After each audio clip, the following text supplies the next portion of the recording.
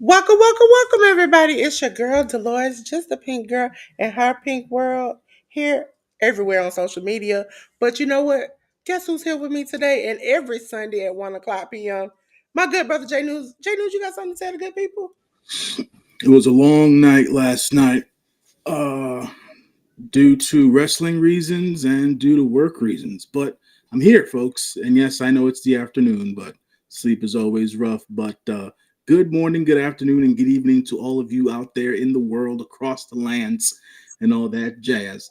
Welcome to the Hit the Ropes podcast with me and the lovely Dolores. We've got some things to talk about today in the week that was in pro wrestling. So we're going to get to it and break it all down for you. And I hope everybody enjoys the show. Yes. Welcome, everybody. We got some people already in. Hey, Francis, how you Hey, doing? friend. Francis is always here. When in Mm-hmm. doubt, Francis is Always going to find come our friends. Absolutely. out. Listen, that's why you need friends. You need friends like that. My friends check up me all the time during my lives. I've been, as I said last night, fighting for my life. Ladies and gentlemen, we're gonna do a review. Starting with WWE, ladies and gentlemen. We're gonna start off with Monday Night Raw, and Monday Night Raw took place on the 24th, 1657 on Netflix. We started out with the triple threat match, Ludwig Kaiser defeating Penta and Pete Dunne. The New Day, Kofi Kingston and Xavier Woods defeated the LWO of Cruz del Toro and Joaquin Wilde. We had a non-title match of Gunther defeating Akira Tozawa with Maxine Dupree and Otis in his corner. WWE Intercontinental title match. Lyra Valkyria defeated Dakota Kai. In a non-title match, Braun Breaker defeated Dominic Mysterio, who was Finn Balor, and Carlito was in his corner by DQ. Ladies and gentlemen, I don't even want to talk about that match. Made me mad. WWE Women's Tag Team Title match. Liv Morgan and Raquel Rodriguez defeated Bianca Belair and Naomi in a title change. Uh, J News, did you see any of this and what did you think? I did see this particular show. It was a good showing for Ludwig Kaiser as they continue to push him forward and up the men's division card. Another great showing for Penta in that match, and Pete Dunne is Pete Dunne at this point. But I feel like Pete's not that Pete's wore out his welcome in the WWE. It just seems like they're still looking for something for him to do on camera. The New Day stuff has worn thin on me at this point. It doesn't necessarily seem like it's going anywhere after their turn. So I guess we got to give it time to cook. But right now, with all the weeks since their turn on Big E, things have gone a little bit stale. And the LWO is where they are and where they have been for the last year or so. So there's no change there. The Gunther versus Akira Tozawa's match was way better than it had any business being on a WWE show.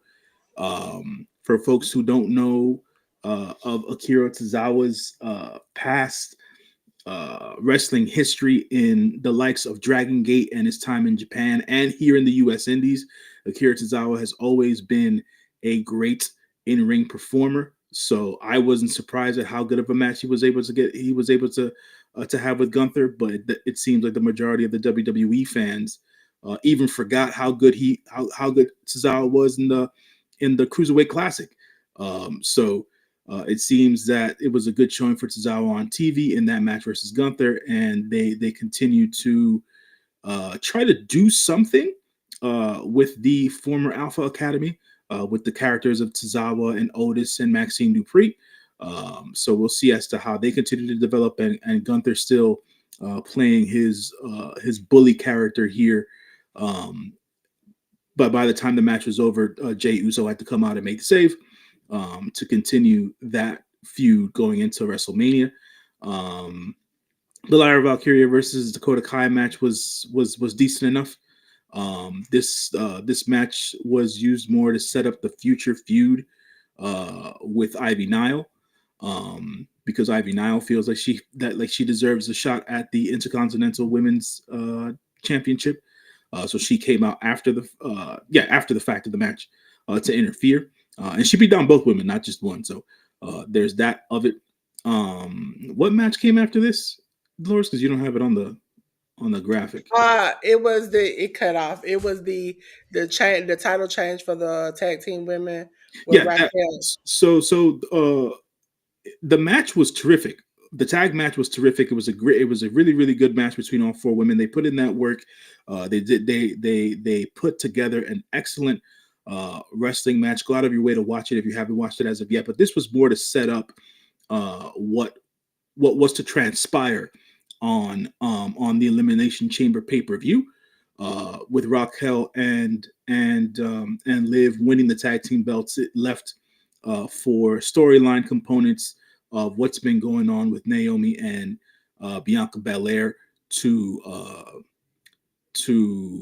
bubble, to sizzle a little bit over the week, and then it all came to heed on the Elimination Chamber. We'll talk about that when we get there. But it was a terrific tag team match. If folks didn't get to watch at the beginning of the week, I would definitely recommend everyone to go watch that women's tag team match. Props to all four ladies for killing it on Monday night.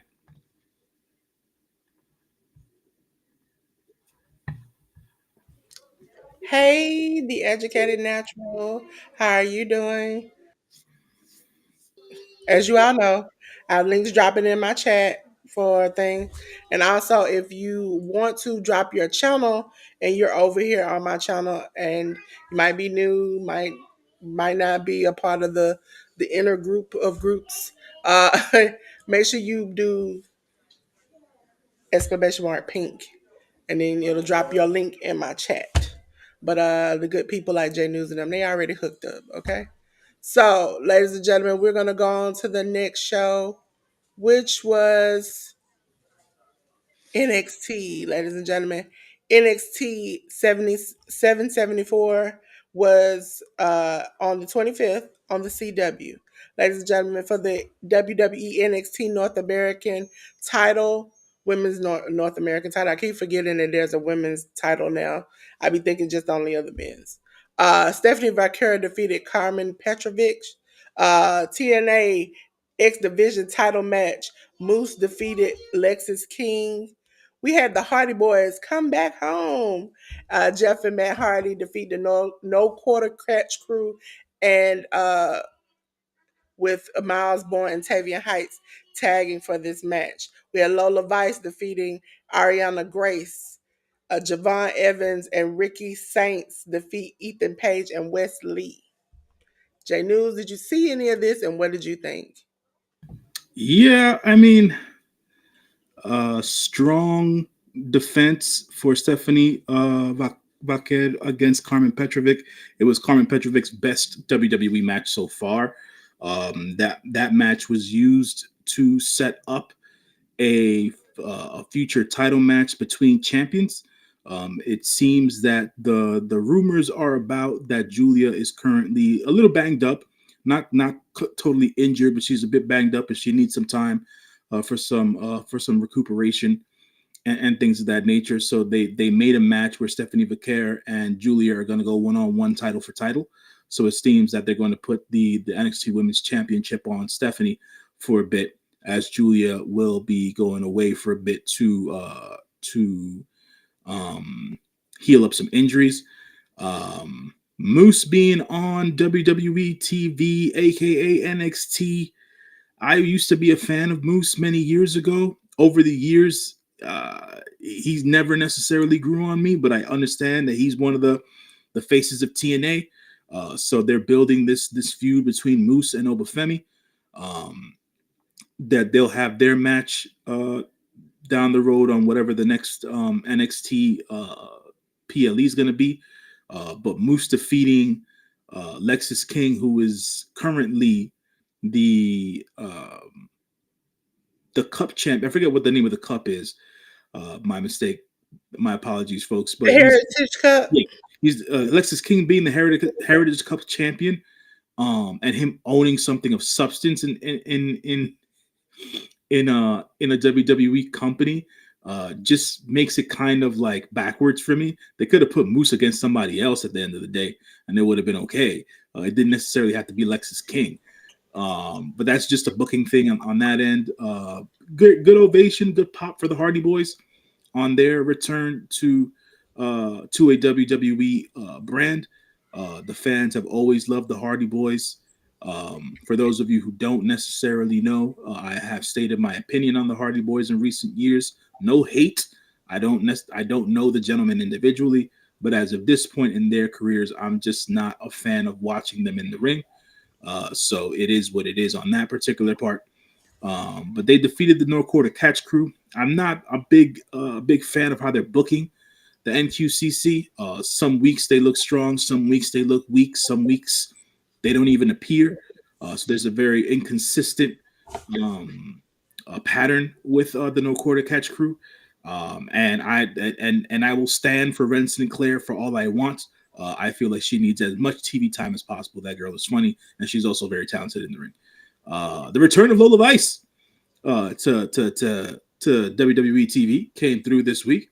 She defeated Ariana Grace, who wrestled for the first time in a WWE ring for quite some time on TV, at least. Um, so Lola's back in the presence.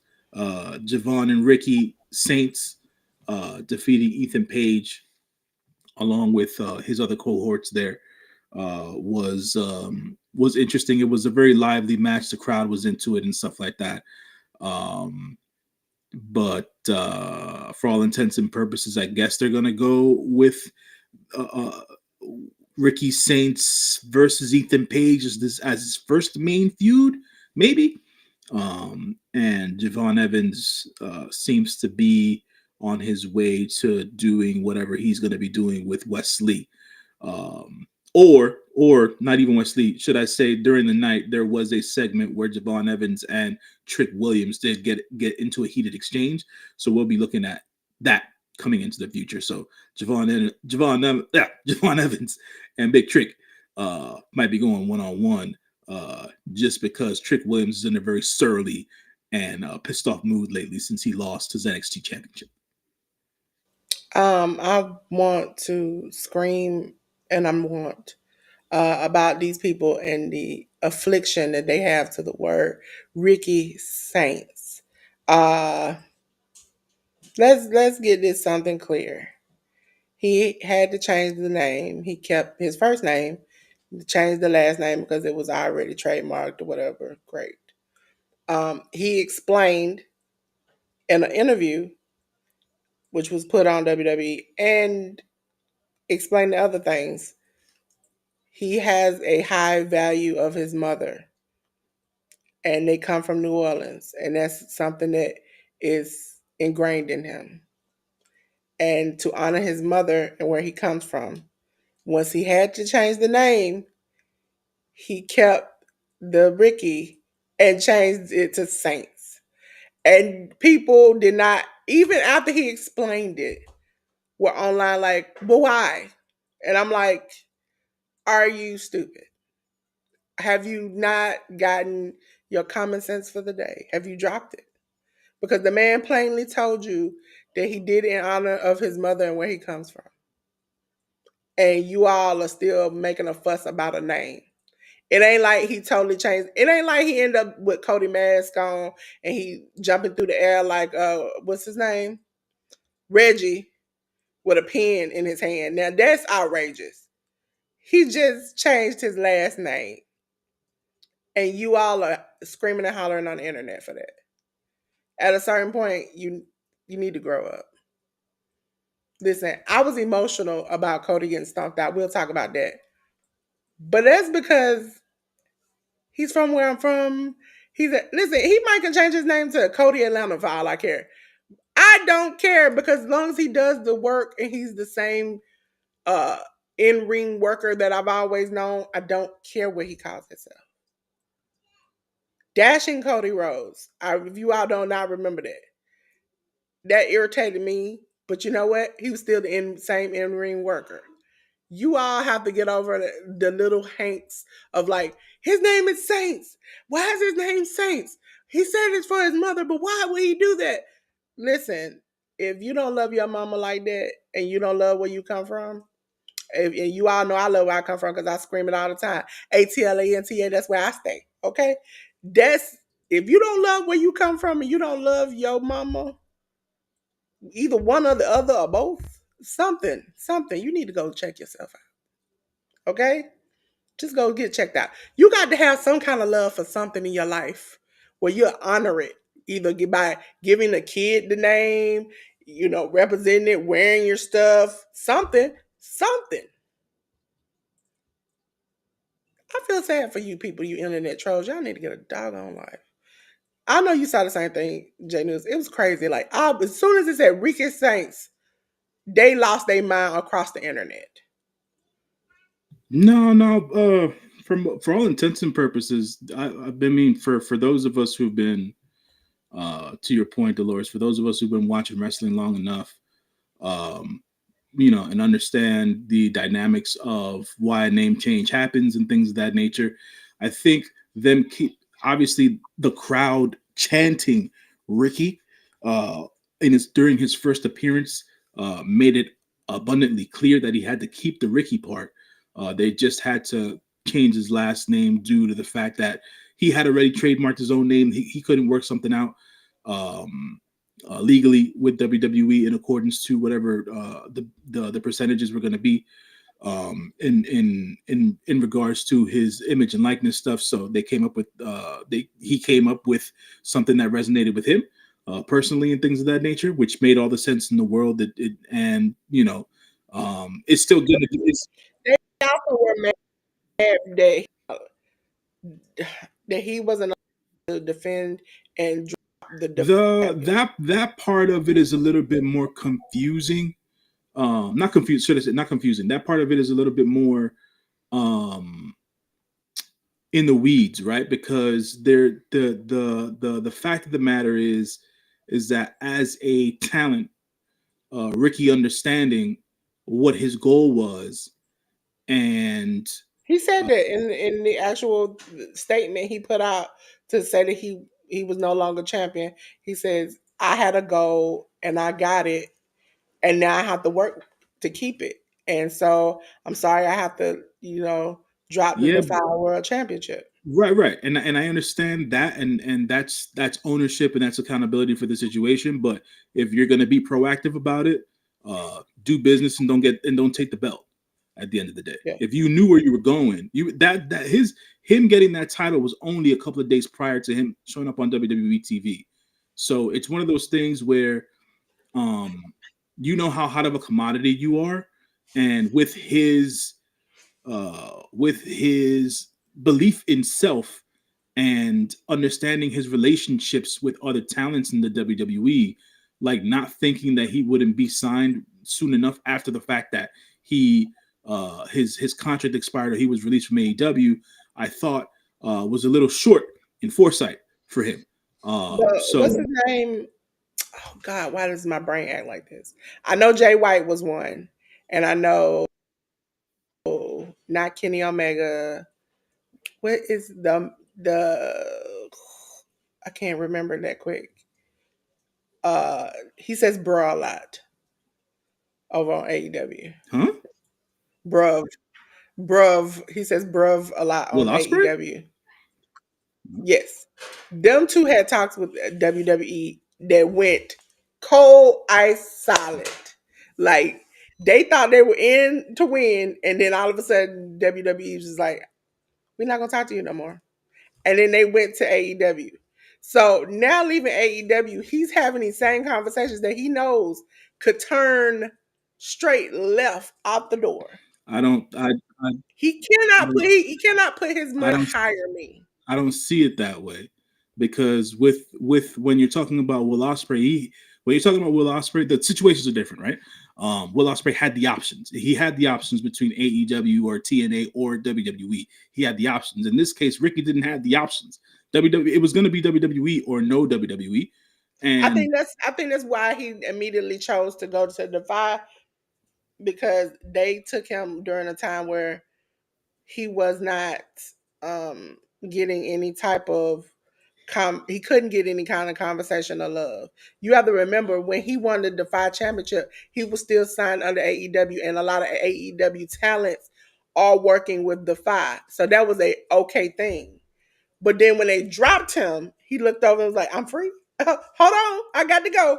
I got to see you Yeah. later. See you later, alligator after wild crocodile. And they the way Defy is set up is that their shows come on at a distance. So No, once no, he had that conversation with WWE and they signed him and he showed up immediately after being signed, he had no choice. Their next pay-per-view, I think, is in a couple of weeks, maybe a month from now, from when he won the title. So he had no choice but to just either, as they say, you know, piss or get off the pot. He had no choice at that point. WWE called him and he was like, "Hey, I signed today." And when they said, "Okay," look at that, there go J.News right there. He just dropped. Make sure y'all go check out J.News. His link just dropped. Um, he had no choice but to do it. It's either take this opportunity or never see this opportunity again. And as we've heard a lot of people say, and they even mentioned it on commentary yesterday, sometimes these are these people's childhood no, no. dreams. Make it to I don't think. WWE. So he had no choice but to I don't take think. it, but the title, they didn't have another show. So he I, was just stuck. my thing about it is, and this is just from a business perspective. Um, it you know what? Scratch that because people get fired all the time without notice and all that jazz. So my argument is completely moot in that particular regard. I just felt like he was trying to get out of his contract with AEW for a long period of time. I'm sure he knew it was in the works for his AEW contract to be rescinded at some point. Yes, to your point, he was with AEW when he won his Defy Championship, but there was a four. It wasn't like it was a couple of weeks that happened or and things of that nature in between. It was a couple of days. So for him to not necessarily know what the motions were going to be in regards of his career, I think this is just my belief. I don't know. I'm speculating here, but I feel like that is a little bit um naive, especially with how with like I said, his ties to certain talent in WWE, how hot of a commodity he is, and things of that nature. Like it just didn't seem it didn't seem like the cool thing to do. But I understand, obviously, to Dolores's point, if the information wasn't there, if nothing was solidified at the end of the day, then you go ahead and you be the world champion of one of the strongest indies in the U.S. and try to carry it from there. Um, but for me, it was like there's something should have been in place, or at least across the board, where it was he had an inkling of something that was going to be happening. Like to be left in the dark like that is a bit. I uh don't think he had a clue because when you think about it, if that was the case, Ray Phoenix would have thought he would have been gone. It's like him yeah, and but Ray have this been very outspoken. that's the thing though, Dolores, right? Like during the summertime, and I'm glad you brought that up. During the summertime, when all that news about Ray Phoenix and Penta came about, and they were still in their AEW contracts, like when the rumors came about that they were going to be heading to the WWE, it's like, were these guys really having these conversations all these months in advance? You understand what I'm saying? And This is the loophole, and from my understanding, this is the loophole. Um, if Triple H, let's say me and you are a company together, you work for me or whatever, like that, or I work for you, whatever. Triple H can't directly call us. right, But if Triple H has a conversation with Ruby or ARD and say, "Hey, I wish your friend would come over here to this company," uh, you Ruby and ARD can talk to me. That's the middleman in this situation because we're friends and we're a part of a company. Uh, for most granted, people who don't know, uh, Rey Mysterio has always been a champion of them coming. Conan, who is a Hall of Famer, has been a champion of, well, not Hall of Famer, but he's into the WWE system, has been a champion of them coming. There have been a lot of people championing for them to be coming. And they've had people who, even Cody, who has direct contact, was like, hey, it's great over here. It's fun. And then you have people like Punk, like even with Ricky Starks, Punk and Cody and all these people rooting for him, but they can't guarantee he's going to get out of this contract Mm. because they're saying, you've been asking, you can't get out.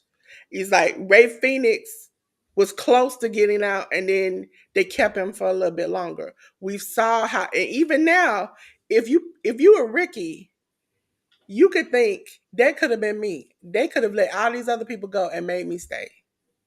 Well, there's always differences in individual situations, but the reason as to why I brought up the whole Ray Phoenix and Penta thing is that they were months out of being out of their contracts, and that stuff came about. To your point, though, right? The WWE didn't directly contact them; it was just the middleman saying whatever. I feel like that sort of information getting out, even if it's through the middleman and not directly from somebody from the other side, that can definitely hinder the future of these talents. Like it's the same thing that happened with Ray Phoenix this past week, where the rumors are coming about that they've been working on a release for him, that there's going to be a number of other talents from AEW who will be released within the month of March, and the hope is that Ray Phoenix is one of them. And then you hear the other side of the news where it's like, oh, there's rumblings in the WWE talking about how they're going to be booking Ray Phoenix once he gets cleared of his contract, and it's like, we're doing this again. We're But doing this again. but you again, I don't know if you watched the after show of uh, the Chamber, where The Rock sat down as a human being, not as like the final boss character, Mhm. as a human being. It was like, sometimes we need surprises. It started off with Triple H, where Triple H said, when we got down to the last segment after the about to be beat down, when we got to where Cody had to make a choice, not even the cameraman, I could not even tell the cameraman or the people backstage what was about to happen. Mhm. I had to ask them to give me full control, and I tell them what to do and where to be it. He Mhm. said, because I did not want it to be leaked out. Right. We all the group of us said to sit together, talk about this, and I had to keep it amongst just the group of us that was standing there. Nobody could find out what was about to happen, because if not, it would have got leaked out. He's like, 99% of the stuff get leaked out is wrong, or we have to change it. Some of the stuff is like, man, why did you leak it out? And then The Rock talked about how being so secretive made that moment so powerful. Right. But at a point, it's like, I think that's the thing about it. Once it gets to somebody else, everybody finds it out. And it ruins somebody else. Like, maybe, yes, Penta and Phoenix had conversations with their friends, and their friends are like, oh man, in a few months, Penta and them supposed to be coming to WWE. And the next thing you know, you pick that one friend or that one person who likes to run their mouth, and then they don't tell dirt sheets, and then everybody is found out, and you have not helped your friend, but Right. actually hurt your friend in the situation. And I think now Triple H is beginning to see it not only hurts the people, because he also talked about the women. Yeah. Because somebody asked, "Oh, are the women going to get a main event spot for WrestleMania?" And he was like, they have to work for it. Why am I supposed to just give them something? They Yeah. supposed to work for it. That's If fair. you're supposed to be in that spot and you worked and you strived hard enough and your story is good enough, you'll be in that spot. If not, it is what it is. You just have to work harder. Yeah. I He's like, just the the and the feel, I the think feel that's of it the all. problem. The feel of it all is just more or less like there's just too much information being thrown about, but either be it by wrestlers themselves, intermediate parties, like you said before, and stuff like that, and not necessarily directly from either side. And like I said, my point was just more or less, especially specifically talking about the Ray Phoenix and Penta thing, is that shit can ruin a talent's projection of what they can do in the future and things of that nature. But like I said, the Ricky Starks thing was just weird. At the end of the day, it happened. They're gonna have a tournament in Defy to crown a new Defy world champion, which is fine. At the end of the day, because they're to your point, their next show is sometime next month, or later on in this month, should I say? Mhm. And that'll probably be a great show for Defy, depending as to whatever talent they book for the show. So they're known to have great shows. So I just thought it a weird situation, just because there's certain things at times where I feel like, was this really played that close to the vest? With how much information gets sorted out there, is just a lot of it just it's not linear, which is life. At the end of the day, life isn't linear, but it just, at times, there's not a lot of sense to be made out of it. And for me, it's just a little bit, it leaves certain talents and parties looking way worse than what they should, just because small details and things of that nature aren't the fans aren't necessarily privy to that particular information. So for me, it's like, yo, stop putting this shit out there for the sake of, and let's just let shit happen. You know what I'm I saying? Like, think it makes it worse, especially for Tony, because you kept Ray Phoenix. You like, okay, you ran your mouth, you know, whatever, whatever. I'm gonna make you stay, but then you don't use him, and then he's now then he started being online like, I want to be used. If I'm gonna be here, can you use me? And then you say he's gonna be on the show, and then take him off, and then now you want to negotiate him leaving because I'm assuming you learned that you did not give these people 90 days or whatever, and now they just popping up in places, and so you want to make it where he has to take some time to sit, but then that kind of makes you look bad again. I just want Tony to just do like he said he was in the beginning. If he just lets them go, let them go. If they don't want to be there, let them go. But the fact that you're just, for me, it's like holding, like a child holding toys and don't want to let nobody else play with them. hmm. Yeah, I mean, And look, both companies are guilty of that, to be quite honest. But I mean, in the cases of what's happened with Tony Khan and stuff like that, this it happens across the board, where there's disgruntled talent on a particular roster, and they don't get let go when they want to get let go. I think the only positive you can take out of what's happened with Tony Khan and the releases that he's gone about, releases or contract expirations, is that he doesn't slap 90 days on the yeah, end of these deals. I So think that's what he's beginning to realize that he probably should do. no, Because like I don't think that there's to because me. Santa came out hot and Ricky has come out hot So and out of the it's gate. it's on the talent, and at the end of the day, the 90-day holds the company accountable to continue to pay these people even though they're not on TV. What's the point of wasting money and paying these people? Let them get paid by another freaking company. Stop wasting money on people sitting at home. I hate that shit happens in corporate America as well, where it's like you get a liquidation, quote unquote, and then you get this non compete. But he pretty much is doing it now with Phoenix. He's pretty much doing it now. Phoenix is healthy, sitting at home, not being used, getting paid. Right, but it's not like he was there was no news of, well, Phoenix has been released type deal. You understand what I'm saying? And Yeah. then he slept 90 days on top of that. Now at this it's a different way of doing business in that sense. But I've always been, this is me personally, outside of wrestling and stuff like that, because it's happened to me at other jobs where it's like, oh, you have a non compete for 6 months. Excuse me. Are you going to continue to pay me? Well, here's your severance. This shit's ain't gonna last me for 6 months. The fuck is this? So I think sometimes, which I hate it, WWE will do this thing where they'll give you 90 days, and sometimes in the 90 days they realize they done messed up, and they'll bring you back, and you be like, "Sir, it's man, why did you let me go?" A good analysis of that was it she was a little past 90 days when she came back. Nia Jax, Nia was a little past. Dakota Kai was a little past 90 yeah, days when they brought her back. That's what I'm saying. I was like, I've never agreed, outside of, even yet again, to my point, even outside of wrestling, non-compete clauses are, first of all, should be illegal, and then yeah. secondarily, the company's wasting money. You're allowing somebody to sit at home and get paid while they can go be out there going into the labor force and putting themselves out there to get another job and things of that nature. Like that shit to me is backwards, man. I am not a fan of non-compete clauses, I, but I listen. just me. I wouldn't want to do that anyway because that's a pain in the butt, and then you have to just either sit there or go to like a deep indie and try to climb your way back out of the hole. Which a lot of these indies will, which I will talk about with GCW.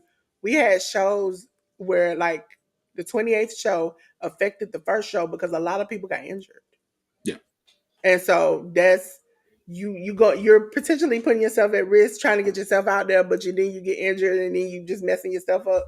It's a whole big circle. yeah. But ladies and gentlemen, we're going on to the next show. Next show, it is SmackDown.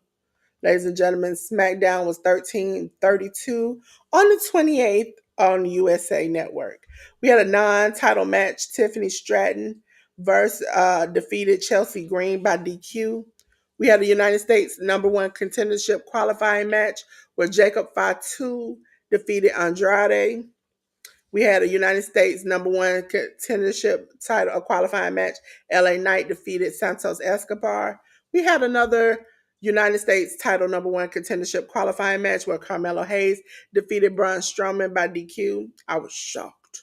Roxanne Perez and the Judgment Day uh, defeated Bailey, Bianca Belair, and Naomi. And we had a number one contendership triple threat match where LA Knight defeated Carmelo Hayes and Jacob Fatu. J News, did you see this and what did you think of it? This was more or less the go home show before Elimination Chamber. The first match was basically used to up the hype for the tag match that Tiffany Stratton and Trish Stratus was going to have between Candice LeRae and Nia Jax. Love Chelsea Green, love Piper Niven and what it is that they're doing with their gimmick. I just don't necessarily know what other ladies in the division are going to be put into feuds with Chelsea Green because for the most part it's just been Meechin. So I hope that other ladies get other spotlights after they blow off this feud with between Meechin and Chelsea Green. Um, the United States title number one contendership thing, I thought they should have blown this up. I honestly didn't feel like LA Knight should have won the match by the end of the night. I feel like they should have probably gone a different direction. I would have been okay with them putting the number one contendership on either Carmelo Hayes or Jacob Fatu. I feel right now, I feel like the LA Knight versus Shinsuke Nakamura thing has sailed. They did it to death, and there's no resuscitating it from my point of view. And yeah, then the ladies, then all the ladies that were a part of the Elimination Chamber match were in that tag match there. So that was more or less of a preview of having all the ladies in a multi-person match the night before the Elimination Chamber.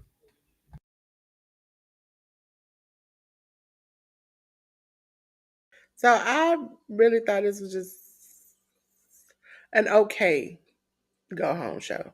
Wasn't but setting up for what we're about to talk about next, I thought the pay per view was gonna be either okay or trash. It was immediately. I was like, oh, this is like because normally when they have like the banger, hold on, let me. As J News know, the light is taking me out. The light, the sun from God is taking me out. But hey, G Mama Grows, um, the they, I thought it was just gonna be trash, and so my expectation for the pay per view wasn't exciting. But I end up having the greatest time, and we'll talk about that coming up next, ladies and gentlemen. Because up next, we're going to talk about the Elimination Chamber. Yes, I had a watch along yesterday. You all were with me for almost three, almost 4 hours. It was great. You all saw me screaming, laughing, dancing, singing, having fun. It was the Elimination Chamber. I needed that kick in the butt to have a good time. Ladies and gentlemen, yesterday it was on Peacock on the first Elimination Chamber 2025 from Toronto. We had the WWE Women's World Title #1 Contendership Elimination Chamber match. Bianca Belair defeated Alexa Bliss, Bayley, Liv Morgan, Naomi, Roxanne Perez. Naomi was eliminated first when Jade Cargill came in there and stomped her out. Shocking because Liv was standing there and was shocked just as much as we were. Uh, Liv eliminated Bayley. Alexa eliminated Roxanne Perez. Liv Morgan eliminated Alexa Bliss. Bianca eliminated Liv Morgan. Tiffany Stratton and Trish Stratus defeated Candice LeRae and Nia Jax. We had the unsanctioned match where Kevin Owens defeated Sami Zayn and tried to eliminate this man from not only walking but being on Earth. And that's when Randy Orton, I hear voices. Listen, every time I sing that song, it makes me feel a little happiness in my head. Uh, he heard them voices and it came out. And when he went to punt, homeboy, that's when the security guy. I was mad at that part, J.News. When they got my boy and they was like, you know what? You ain't gonna hear these voices today. I said, you know what? I'm mad. Um, After that, we had the WWE title slash Universal title #1 contendership chamber match. John Cena defeated CM Punk, Damian Priest, Drew McIntyre, Logan Paul, and Seth Rollins. Damian Priest eliminated Drew. Logan Paul eliminated Damian Priest. CM Punk eliminated Logan. CM Punk eliminated Seth Rollins. John Cena eliminated CM Punk after Punk was curb stomped by Seth because Seth had not left the chamber. We end up ending the show, ladies and gentlemen, with Cody making a decision. It was either to give his soul to The Rock or be himself. And as he told The Rock, go F yourself. I'm not giving you my soul. And John Cena turned on him, and Travis Scott slapped him, which hurt my soul. J.News, what did you think about this? I didn't get to watch any of this. I was working last night, so at the end of the day, I couldn't. I'm not much of a multitasker, so I wasn't able to watch the show. I did catch up on the highlights after the fact, and actually was able to watch the majority of the post show live. So I was able to pick up on what the overall feel of the event was via either on social media or from the perspective of the WWE. It seems like a lot of the fans were positive about the show overall. The ending of the show obviously was more or less what made the show, and them turning John Cena on Cody Rhodes was unexpected to me. But we will see as to what John Cena's motivations were. Even though the master puppeteer that is the final boss had his hand in whatever was going on. I do believe that John Cena himself has uh, his own motivations behind doing what he did, and it wasn't all just influenced by the final boss. So there's that of it.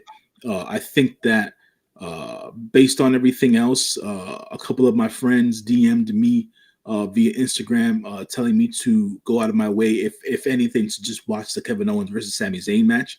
Oh, Uh, yes, that was magical. so I have to. My plan was later on in the night tonight was to go back and just watch the entire event just to get the better feel Yeah, for the it event. was it was really good, top to bottom.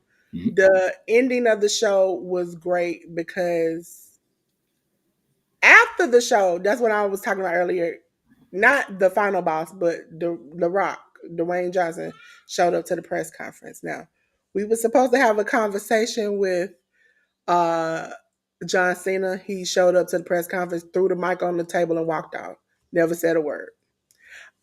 He came, sat down, picked up the mic, threw it on the ground, and just walked off. And so he came and he said, when having discussions, when we were all discussing this angle and these things, he says, I've had personal conversations with him where he says, I have given my all to this business and this company, and I feel a certain type of way.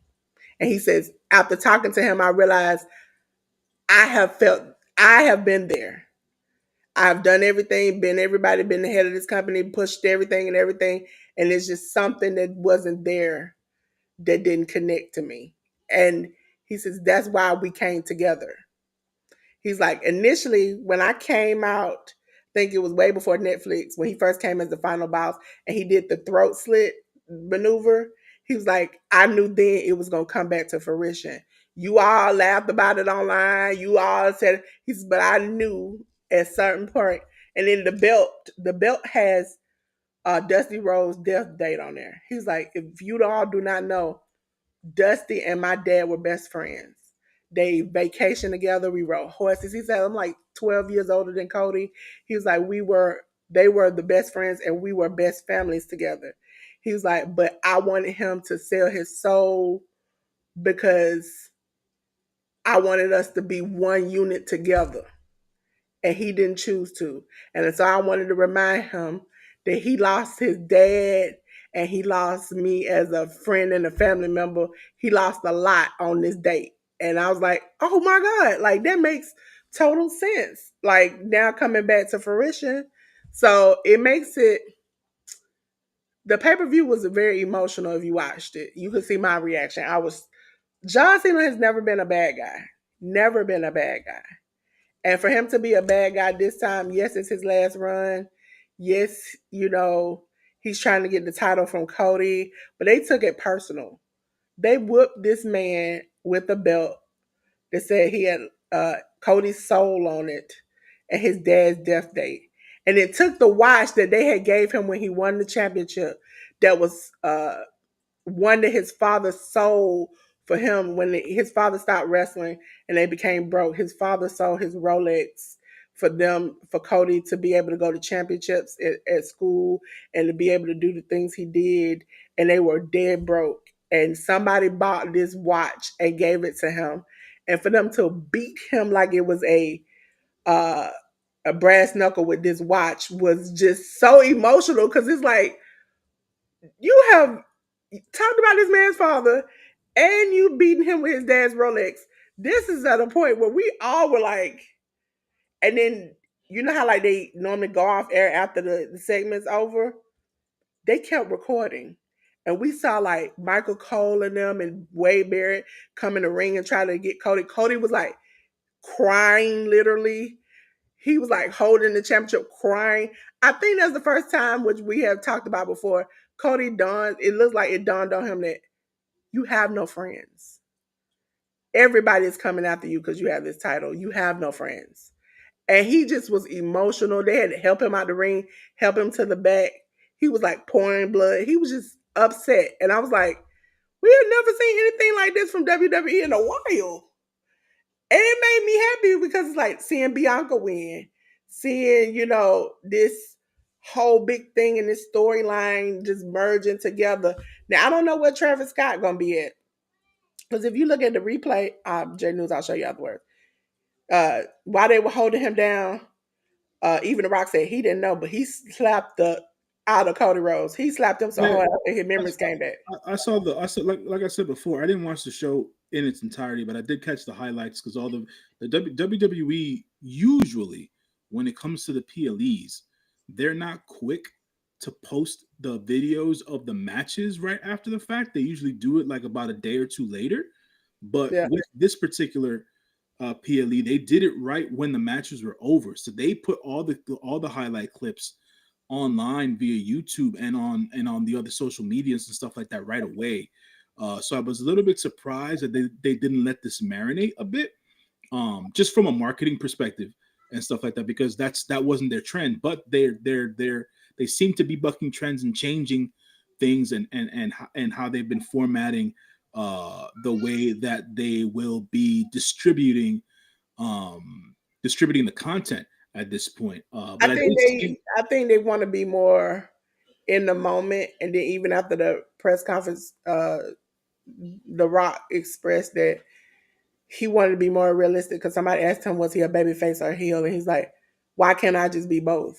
Why can't I Yeah. have a good time and just be myself? He was like, why? Because they were talking about him coming out singing. Mhm. And I'm not going to say what he told the fan, but he said, yeah, some type of disease. Mhm. Uh, That's a STD. And he's like, you flick the switch. And he was like, why can't I come out and just have a good time and sing when the Saints come marching in? And then if you say something smart, I say something smart back at you. Yeah, I And I mean was that's like, the okay, true that's the true essence of a human being. The human beings are complex people. They're complex beings at the end of the day, and not and like I said before when we had a conversation about when we were having the earlier conversation about what was going on between contract stuff and Ricky Starks and all that stuff. Life's not linear at the end of the day, and yeah, neither are most people. Folks try to do their best to be as consistent as possible, but emotions do take part. Minds do change, emotions change within the split of a second and things of that nature. But you asked me about the what did I think about the whole Travis Scott thing. I've never been a big proponent of the whole celebrity wrestling thing. It works. It works in certain instances, and in other instances, it doesn't. this not gonna work. This not gonna work because Um, if you hear the press conference, The Rock said The Rock came out with his tequila. You know, and he yeah, was sipping. He said, "I met up with Travis this morning when he flew into town." He says, "I got a contact high so bad." He said, "Between this tequila and the contact high, I didn't know what to do." I yeah. said, He's "Sir." He was he out there blowing this. I don't know if it looked like sage, but it wasn't. I don't think it was sage. All over no, Cody. it was it. Look, at the end of the day, I don't have a tie to Travis Scott. I'm not a fan of his. I don't listen to his music. So to me, him being in the WWE does nothing for me. At the end of the day, Listen, I like a Travis Scott song, and if y'all was there last night, I was just getting it. But yeah. Travis Scott in the ring, I think he likes to be on cloud 20,000 so bad that it's not gonna work out. Okay, we've already seen one person try to do this, uh, aka one of the Hardy Boys. That didn't work out. Okay, you can't be on cloud 9,000 and wrestle. That just don't work together. Yeah, it's a bit. Yet again, like I said, I don't have any Well, ties. what if he fights Logan Paul? Maybe we can get Logan Paul just to do that. No, because Logan Paul's too good to Or be in there him against Bad Bunny. with nope.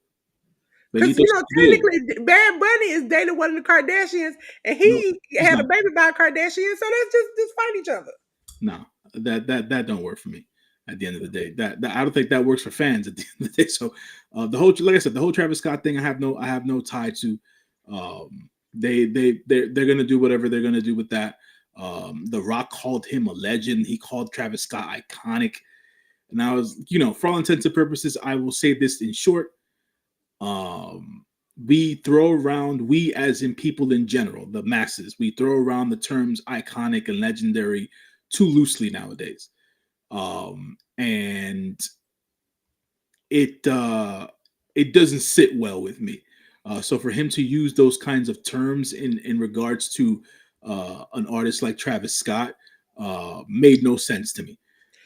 Travis Scott has a lane as a music lover and an emo girl. I can tell you the fact that I can find music that I can literally rock out to, and I love rap, and it kind of goes hand in hand.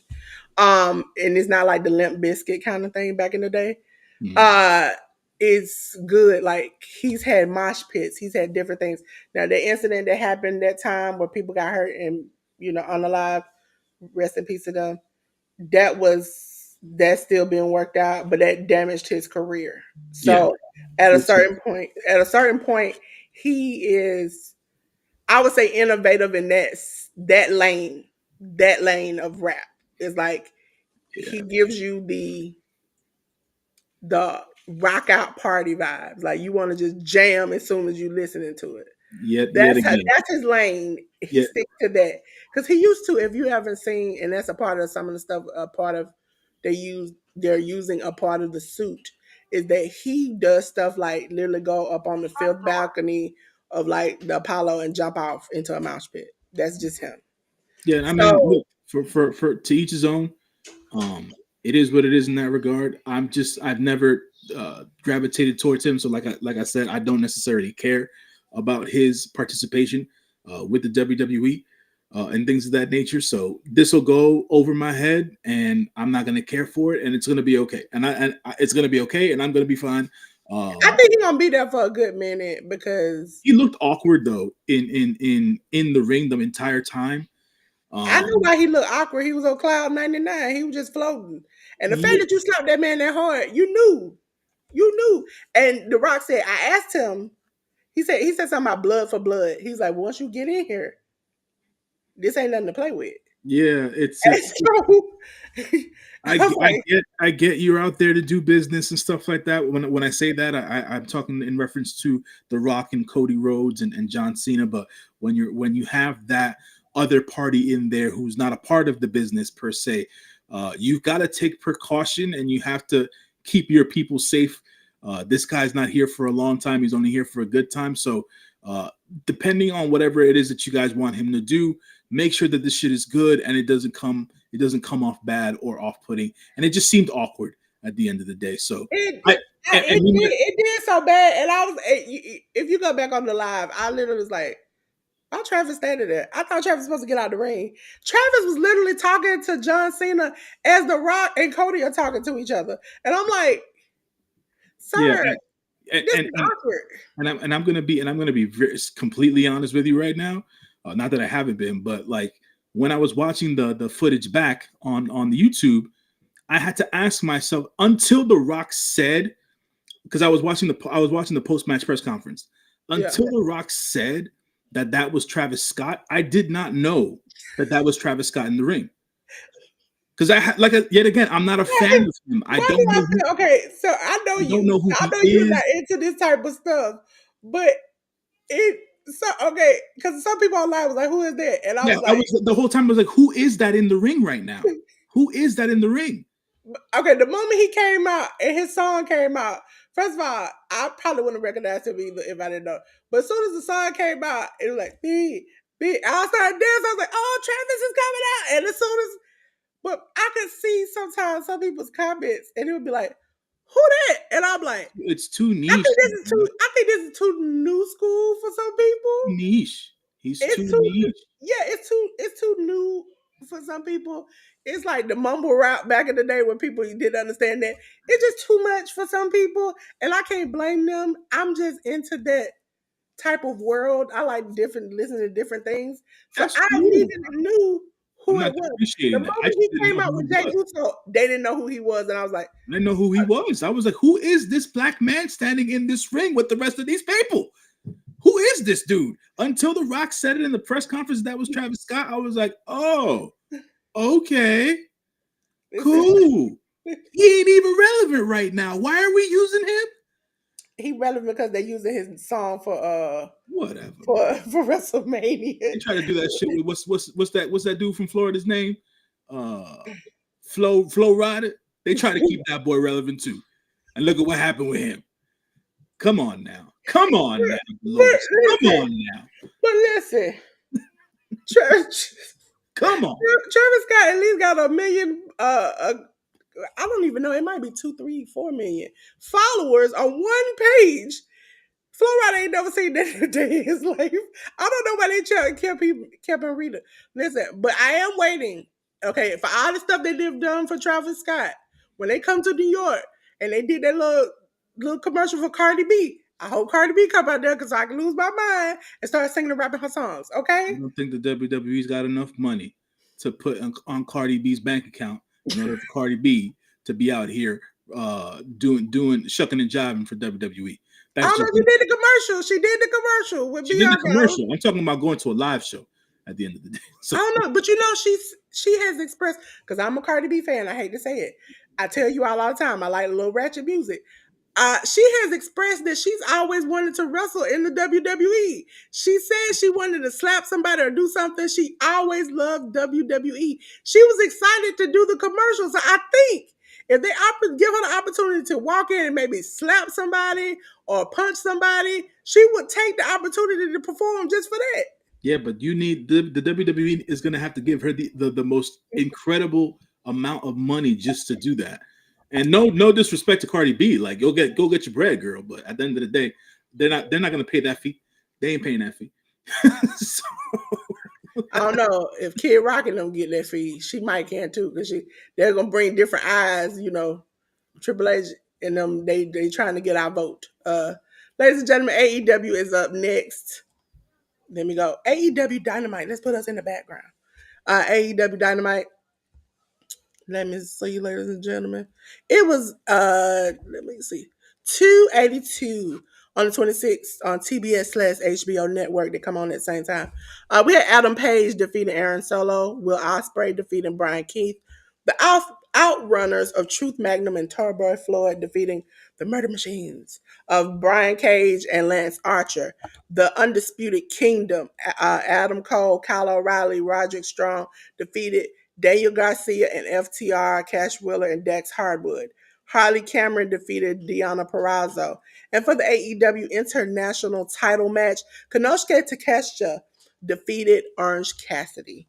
Did you see this, J.News, and what did you think of this show? I thought that this was another excellent episode of Dynamite. Will Ospreay and Brian Keith basically tore the house down. The Outrunners winning that match was a little bit of a surprise for me, I will say. But I think they're trying to lengthen the title reign for the boys from the Hurt Syndicate. So we'll see how that goes. So the Outrunners win this one. I'm sure that the Murder Machines will get their opportunity at the tag team titles after the fact. But it seems like the Outrunners, from clips of backstage stuff, not necessarily that they had a deal in place with the Hurt Syndicate, but they basically were trying to not kiss ass, but they were basically trying to prove to the Hurt Syndicate that they belonged in the same breath as them. And they winning this particular match, even though they were helped out by just the plain appearance of the Hurt Syndicate during this match. The Outrunners probably are going to get beat down at Revolution come Sunday by the Hurt Syndicate. The Undisputed Kingdom match, that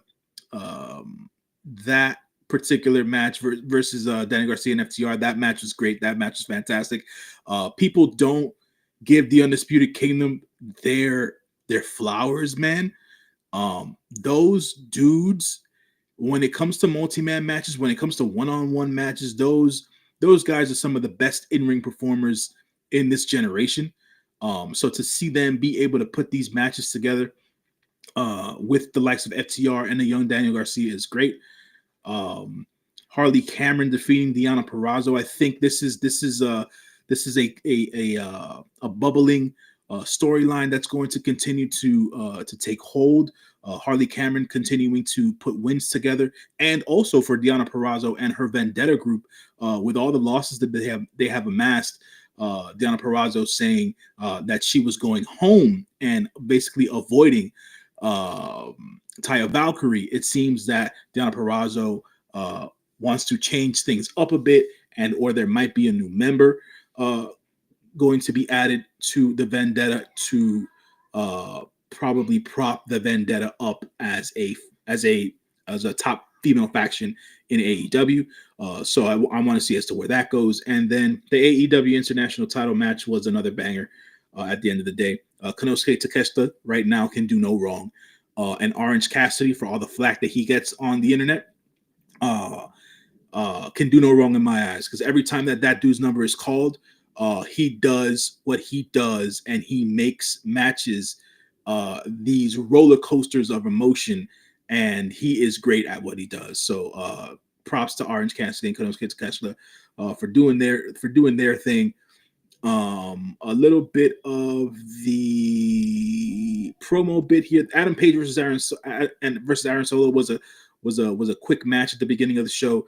Adam Page basically killed Aaron Solo, but that was really more to continue to set up the Adam Page, the Hangman Adam Page versus MJF stuff. MJF came up on the Tron, cutting his promo while quote unquote getting his AEW tattoo lasered off of his calf. Meaning that MJF is not, he doesn't bleed AEW through and through like Adam Page does. And for a bit of uh, for a bit of like, I guess, more undertone to the story. Adam Page came out of the he came out of the heel tunnel, and he left the arena through the face tunnel. So it seems that the Hangman Adam Page is fighting his demons again, and he might be venturing to the light side yet again, to be on uh, on par with the fans and get that adulation that he so so adamantly wants and deserves, and things of that nature. So I just wanted to say that about Dynamite. Yes, ladies and gentlemen. I would say Dynamite was pretty good. I didn't. This not normally times like yesterday and today. I try to rewatch everything because, your girl she'll watch 99,000 things and forget all of them. But I did get I saw the clips of these again today this morning after watching the show Wednesday, and it was pretty good. Ladies and gentlemen, go back in the Wayback Machine. Uh, we're gonna go over to Ring of Honor. Ring of Honor, ladies and gentlemen, was on the 27th on ROHWrestling.com or the Ring of Honor app. J.News, I'm definitely going to need your help on the first two matches. Sure. With ROH 105, that happened on Thursday on the 27th of February. This was a very strong wrestling show, very strong in-ring wrestling show. We had the first match of Atlantis, Exfinge, and Fuego defeat Euforia, Gran Guerrero, and Rocky Romero. That was basically a showcase for the CMLL talents that are going to be taking part probably in the future Forbidden Door shows. So we're starting earlier even this year with what's going to go down with the Forbidden Door. And then the second match was CMLL women's standout La Catalina going one-on-one against Lady Frost in a very dynamic and hard-hitting match. So that was definitely cool to see those CMLL talents take part in ROH and do the damn thing and show off the lucha graps.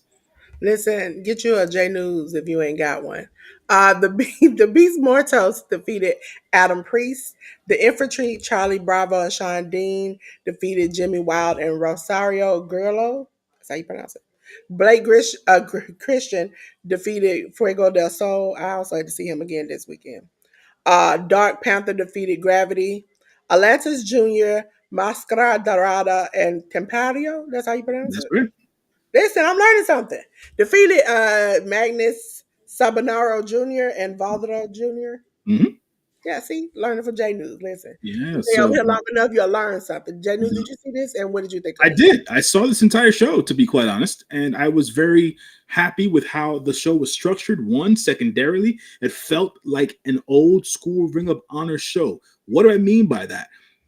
Each match had good to excellent professional wrestling in it, which hasn't been the case with Ring of Honor shows since Tony Khan purchased Ring of Honor. So I want to give them Listen, I'm also the glad that we down to these few matches. I ain't got to pack a picnic lunch to go watch ROH. exact. So making these shows shorter is definitely a plus. The match of the night was Blake Christian versus Fuego del Sol. Those Mm-hmm. boys tore it down. Props to Fuego, man. Fuego's doing a lot of good on the indies. He just had a match yesterday, off the cuff, because he had to take the place of an injured wrestler, so he had to go one-on-one against Zack Sabre Jr. last night on an indie show, and he showed out as well. So Fuego del Sol is definitely putting his name on the map right now.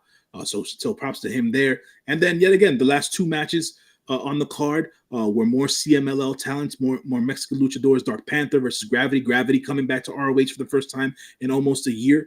And then with the likes of Atlantis Jr., Máscara Dorada, and Templario. I'm a huge fan of Templario and Máscara Dorada. And Soberano Jr., who was in this match. Volador Jr. is probably one of the stalwarts in their middleweight, what we would accustomed to say would be a super junior division in Mexico. And always watching him work is always something that is spectacular to watch. So yeah, man, glad to see the CMLL talent on ROH Wrestling TV this weekend. It's definitely an entertaining show. So for those of you guys who are up to watching it, check it out on ROHWrestling.com. Really, really good show that happened on the 27th of February. I love Fuego del Sol, especially in GCW. No matter how many times he loses, or even if he sneaks a win, he has been putting uh his whole soul into it. So I really appreciate that. On Kite, ladies and gentlemen, we're gonna go way back in the playback, and we're gonna go back to next up is AEW Collision that happened yesterday. Had to go back after I got offline. I had to watch this. Had to watch some GCW. I'm watching them wrestling. Okay, ladies and gentlemen, this was Collision 82 on the first on TNT. The Undisputed Kingdom, Kyle O'Reilly, Roderick Strong defeated FTR, Cash. Like, we had this match the other day. I don't know why we did it again, but whatever. Willa Yuta defeated Willie Mack. Boo. Swerve Strickland defeated Clark Connors. Shane Taylor Productions, Charlie Bravo, Lee Moriarty, Sean Dean defeated Dave, Nick, and Vinny. Okay? I don't ever want to see them again. AEW TNT Tag Title Match, Daniel Garcia defeated Adam Cole in no contest. We had Queen Aminata defeating Julia Hart. Bandito and Powerhouse Hobbs defeated the Learning Tree of Big Bill and Brian Keith. J.News, did you watch this yesterday? And what did you think? I did watch this yesterday once I was done working, so I caught it after I caught it after it aired live. Because for whatever reason, Peacock doesn't have an option to restart their shows from the beginning for some odd reason. So I wasn't able to watch Elimination Chamber, but I was able to watch Collision. The tag match between yet again, I said it during Dynamite. I'll say it here in Collision.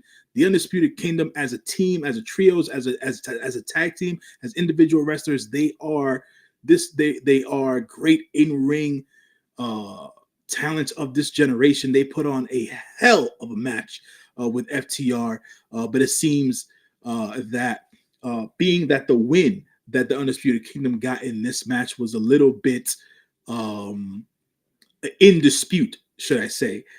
We probably haven't seen the last of FTR versus the Undisputed Kingdom going forward, but the tag team division seems to be rearing back to prominence on AEW TV, and that's a good thing.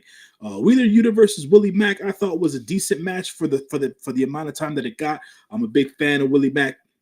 Willie Mack is a tremendous talent to have in the ring. Probably one of Wheeler Yuta's stronger matches, even though it wasn't given that long long of a time. So I want to see more Willie Mack on AEW TV or at least on ROH, being that he signed to the company. Swerve Strickland versus Clark Connors was a little bit clunky to me. They had good spots in the match and things of that nature, but it wasn't as smooth as most Swerve Strickland matches are.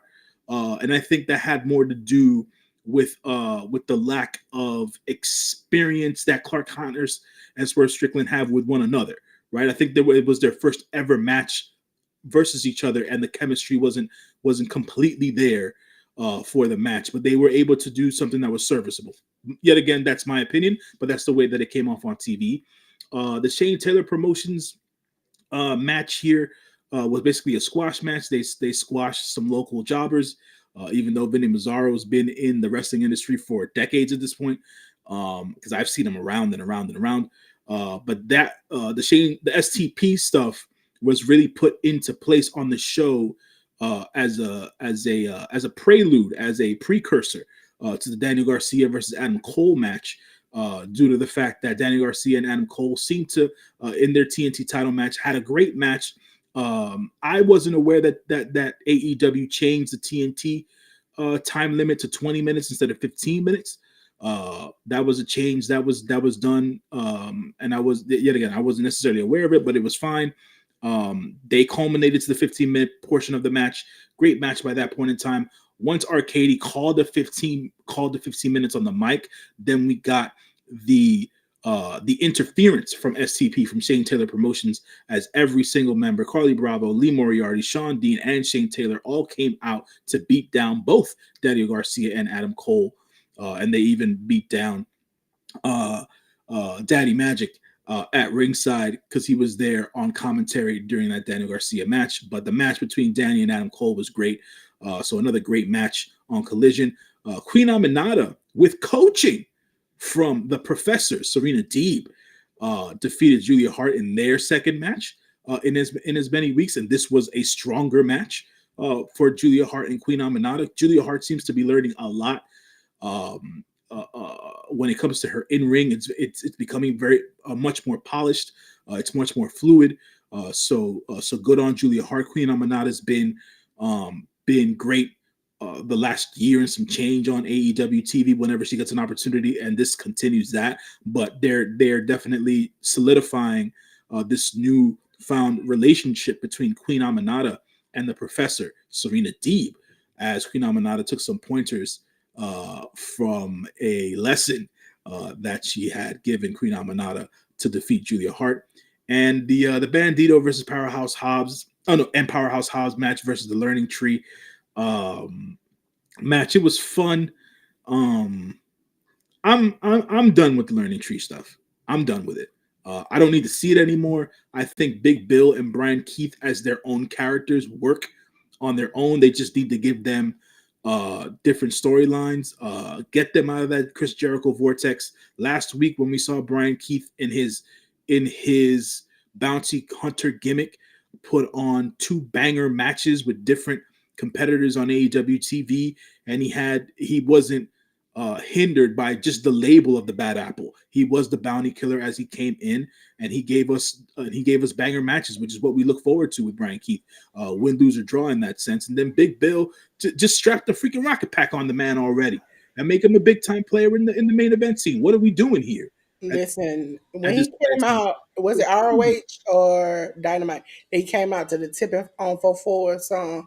yeah, I was like, that's my Brian Keith right there. I don't know who that man was before, but that's my Brian Keith. Okay?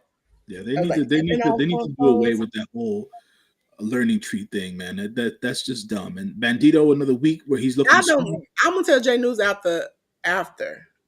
Matter of fact, I'm gonna tell J.News in the private chat, and y'all can watch his face expression as I say it. So Bandito looks strong. Powerhouse Hobbs in front of the hometown crowd. Powerhouse Hobbs from the Bay. They were in Oakland. So Powerhouse Hobbs, hailing from Palo Alto, California. So he put on for the folk in his community and things of that nature. So shouts to everybody doing the bids on Collision. They had I would say two or three different promo shots during Collision. They had one with Tony Storm, where she was basically laid up in bed and basically breaking down what this whole That's uh, what it remind me of, J.News. why this whole I don't know why, but that's wow. the feeling. I, That's I, I ain't touching that. I ain't that's touching. why I felt, and that's why I don't like him in it. I ain't touching I that. don't like. That's why I didn't say it out loud. Mhm. I don't like him in it because it has that feeling to me. Mhm. That's the feeling I get for it. Yeah. Okay. I And mean, hey, fair. You gonna feel how you feel. Fair enough. it was one promo where he was like, "Yes, Jericho," and I was like, "Oh, hold on now, So it hit so, my spirit in the wrong type of way. I need but you to leave, run." yeah, but the Tony Storm promo, probably one of her weaker promos as timeless Tony Storm, but she was able to convey the message and breakdown of what this whole Hollywood um this whole Hollywood story thing is going to break down the contents of the match. It's going to be no disqualification. It's going to be no count outs. It's going to be false count anywhere and things of that nature. So we're going to see this match go all over the arena between Tony Storm and Mariah May when it comes to Revolution. And I feel like a lot of fans feel at the same time that Mariah May and Tony Storm should probably main event the Revolution pay per view, just because they haven't done anything. They've done the whole. I'm sorry. Let me rephrase. They've done the whole um, John Moxley, Wheeler Yuta, the Death Riders angle of disservice on AEW TV. So I feel like the ladies should be able to main event Revolution just due to that and things of that nature. They also had another promo bit where they had Kenny Omega basically speaking to his future match at Revolution with Konosuke Takeshita. He mentioned a couple of things during his promo that probably are going to be important in the future of Kenny Omega, the character on AEW TV. So for those folks who didn't get to watch that promo, I would say go back and watch it and pay close attention to the details of what it is that he's saying in the promo, because it's going to set up for different uh, character motivations and things of that nature throughout the future of what it is Kenny Omega is going to be doing on AEW TV.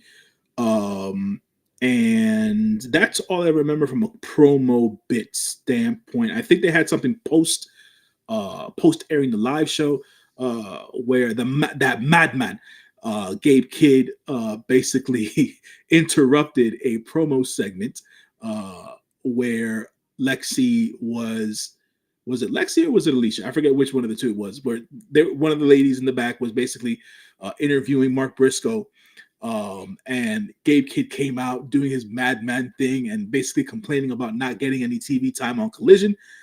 He stepped up to Mark Briscoe, basically told Mark Briscoe that he looked up to him and his brother as a tag team, but that now Mark Briscoe is just a joke, and they got into it and things of that nature. Bringing that madman character to AEW is cool because I love what he does in New Japan. So Gabe Kidd being able to do this on an AEW level, and for me, it's working. And he just did AEW this morning with RJ City, and that was also a good bit of content as well. So for folks, if you want to get yourselves involved and acclimated and familiar with Gabe Kidd, go out of your way to watch those bits of Gabe Kidd content on AEW, either on social media or YouTube, either of the two. I think that Gabe Kidd is one of the rising stars in professional wrestling. So I would love to see that match between him and Mark Briscoe. I don't know if it's coming on Dynamite or if it's going to come next Collision, but it'll probably come sometime soon in that regard. So we'll see that and how it all breaks down. So I just wanted to mention all those different promo bits throughout the Collision show so that we don't miss anything going on in the AEW storylines. Thank you, J.News. Next, next up is a show that I will honestly admit I did not watch the show. I watched clips, and then I'm going to tell you why. Okay, it is trying to get J.News back. Come on back, J.News. Come on back here with me. There we go. It is TNA Wrestling. TNA 1075 on the 27th on Access TV. And the reason I didn't watch this whole show is because the second match is something I didn't want to see. Okay? So it was Mike Santana defeating Ora Mensa. That lady, that's what I'm going to keep calling her, that lady who likes to not keep her fluids in her mouth, defeated Kelsey Heather. Steve Macklin defeated Casey Navarro. TNA Knockouts World Tag Team Title Match: Spitfire, Danny Luna, and Jody Threat defeated Ash by Elegance and Heather by Elegance. Mance Warner defeated Sammy Callahan by DQ. Frankie Kazarian defeated Ace Austin. The System defeated Obafemi and the Hardys.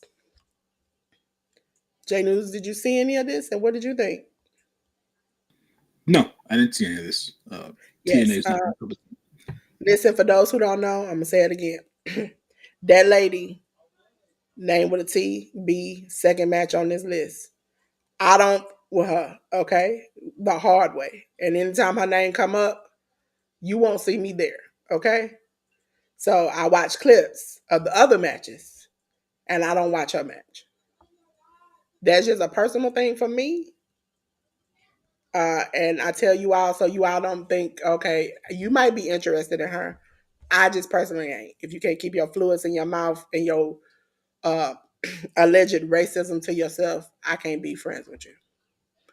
Now, back to the back. Ladies and gentlemen, up next was Progress. We had My Own Destiny.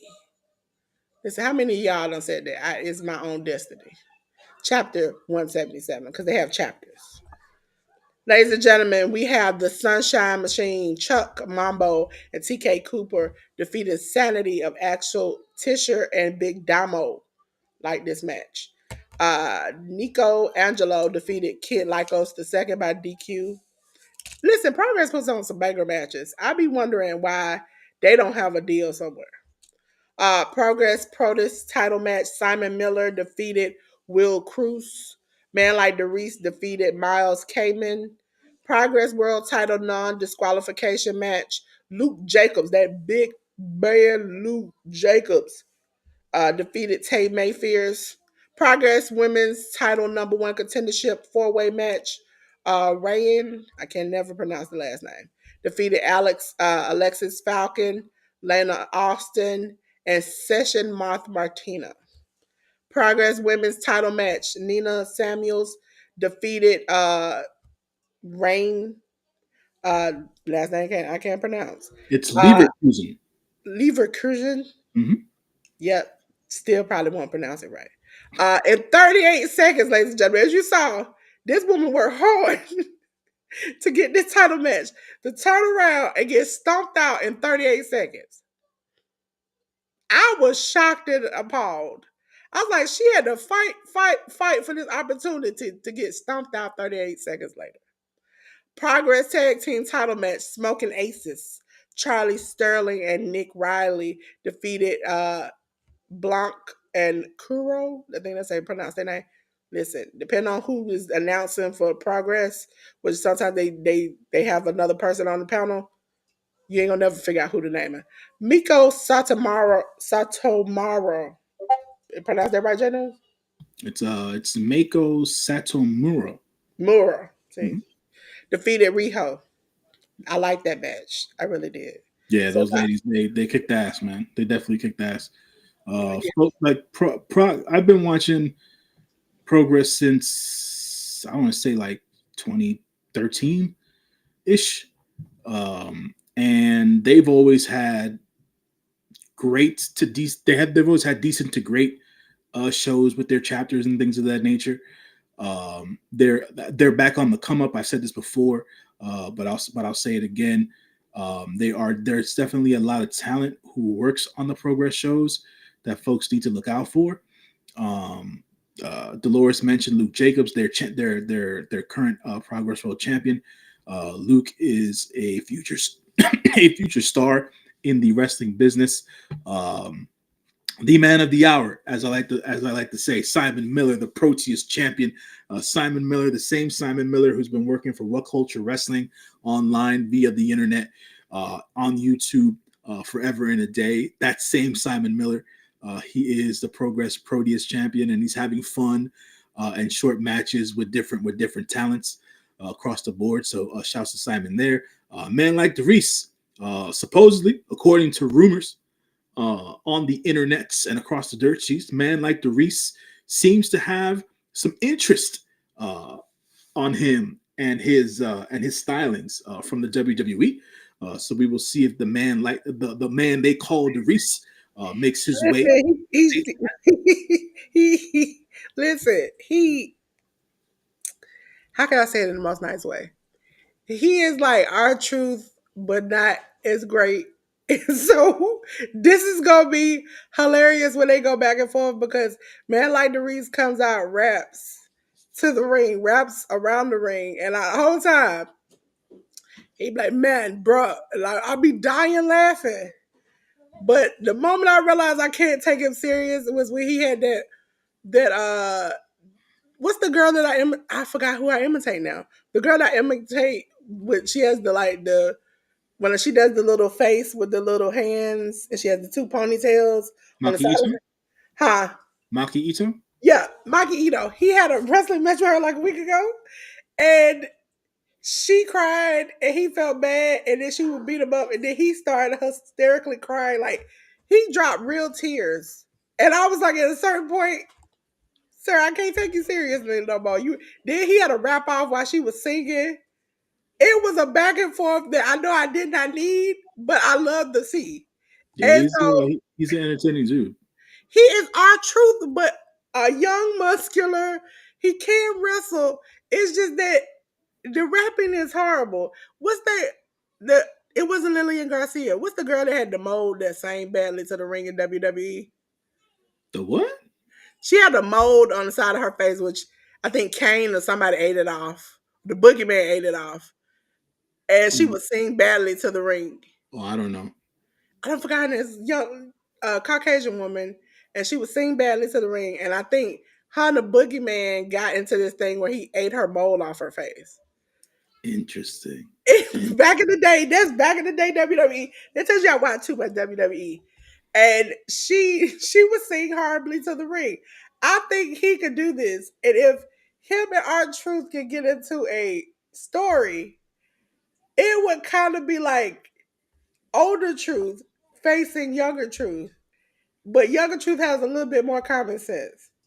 We'll see. We'll see. But that seems to be the buzz in the industry right now, that WWE has an eye on man like Darius.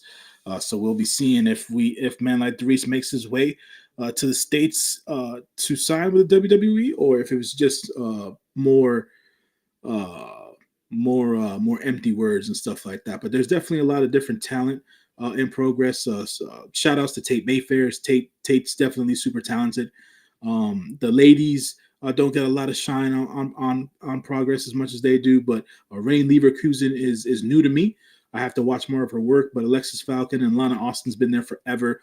Sessions has always been super underrated and entertaining. Sessions had she did a good bit of work here in the States with the Women of Honor for a couple of years, which is where I grew to be a fan of her.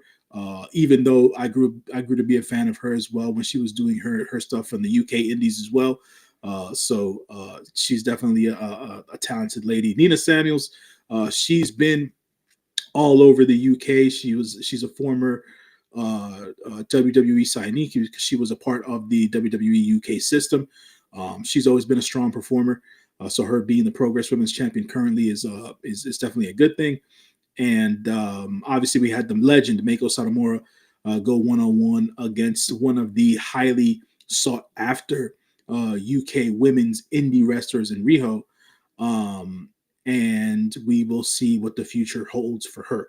But definitely a solid and dope match between Mako and Riho. Yes. I enjoyed it. Wrestling Revolver, HOG, I know I'm gonna get some banger matches out of it somewhere. Somehow, somewhere.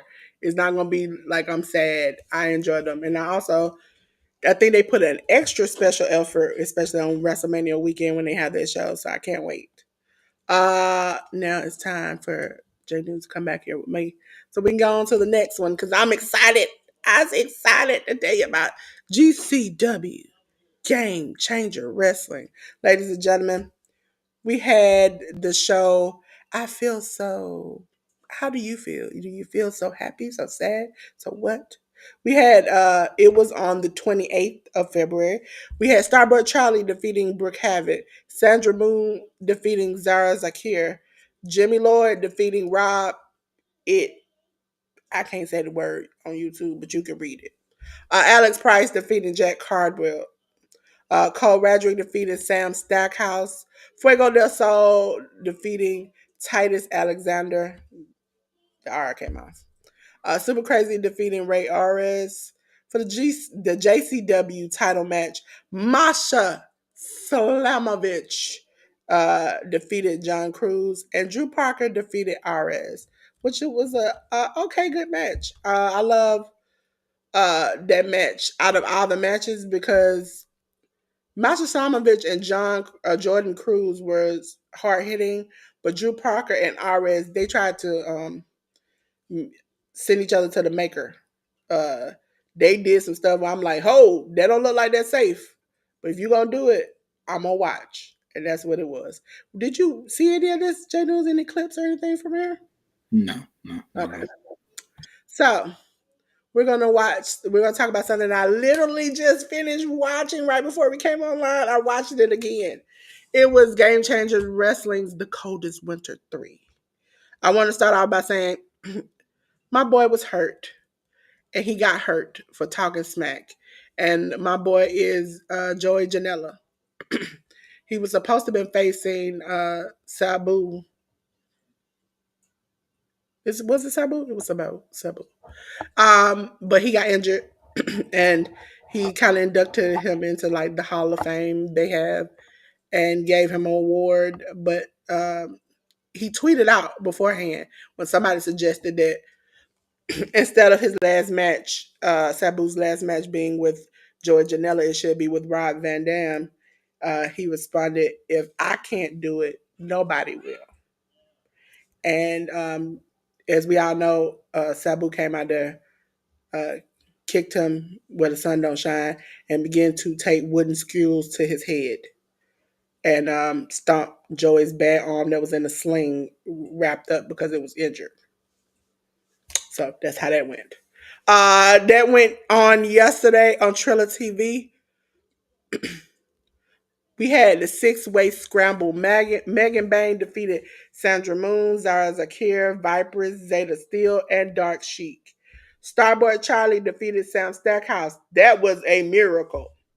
That man had to fight for his life.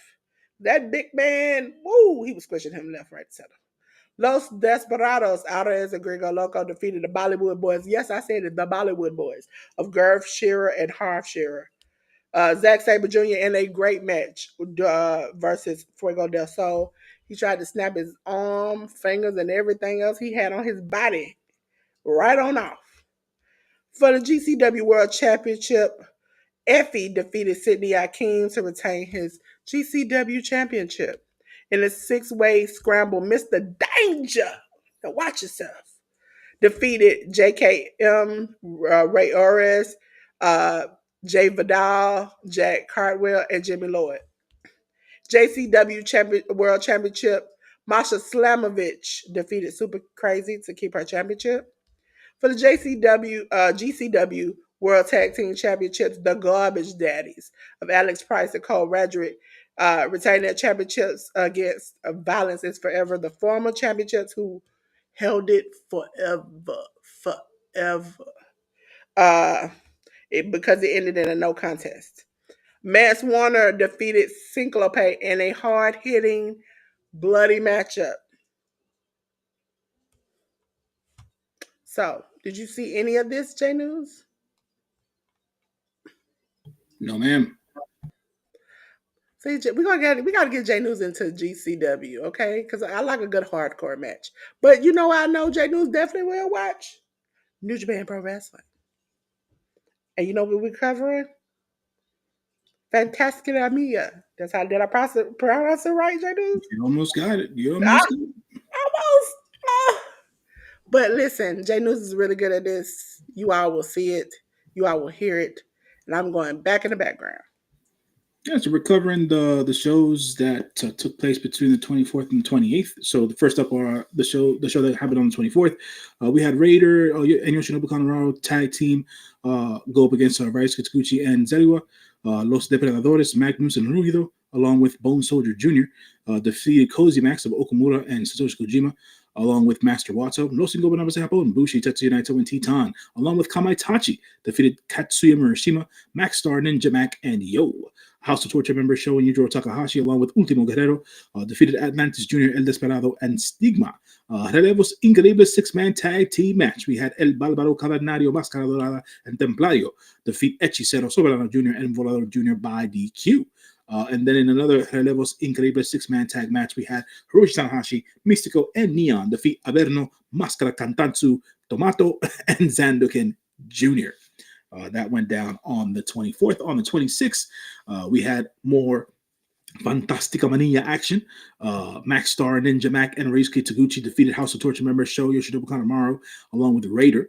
Kamaitachi, Máscara Cantanzu, Tomato, and Tetsuya Naito, along with Zandokan Jr., defeated Daiki Nagai, Master Wato, Neon, and Yo.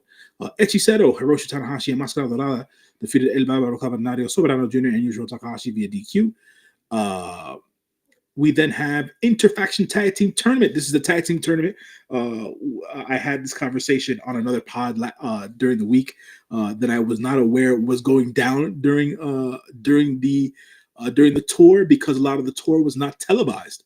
Only two shows were put on New Japan World, and a lot of which were the shows from the 27th and 28th, and the rest of the tour was just cut up in highlight packages through the CMLL YouTube channel and then New Japan socials. Folks, if you want to have that stuff, if you want to watch some of the highlights there, look through the socials for New Japan and CMLL during this week.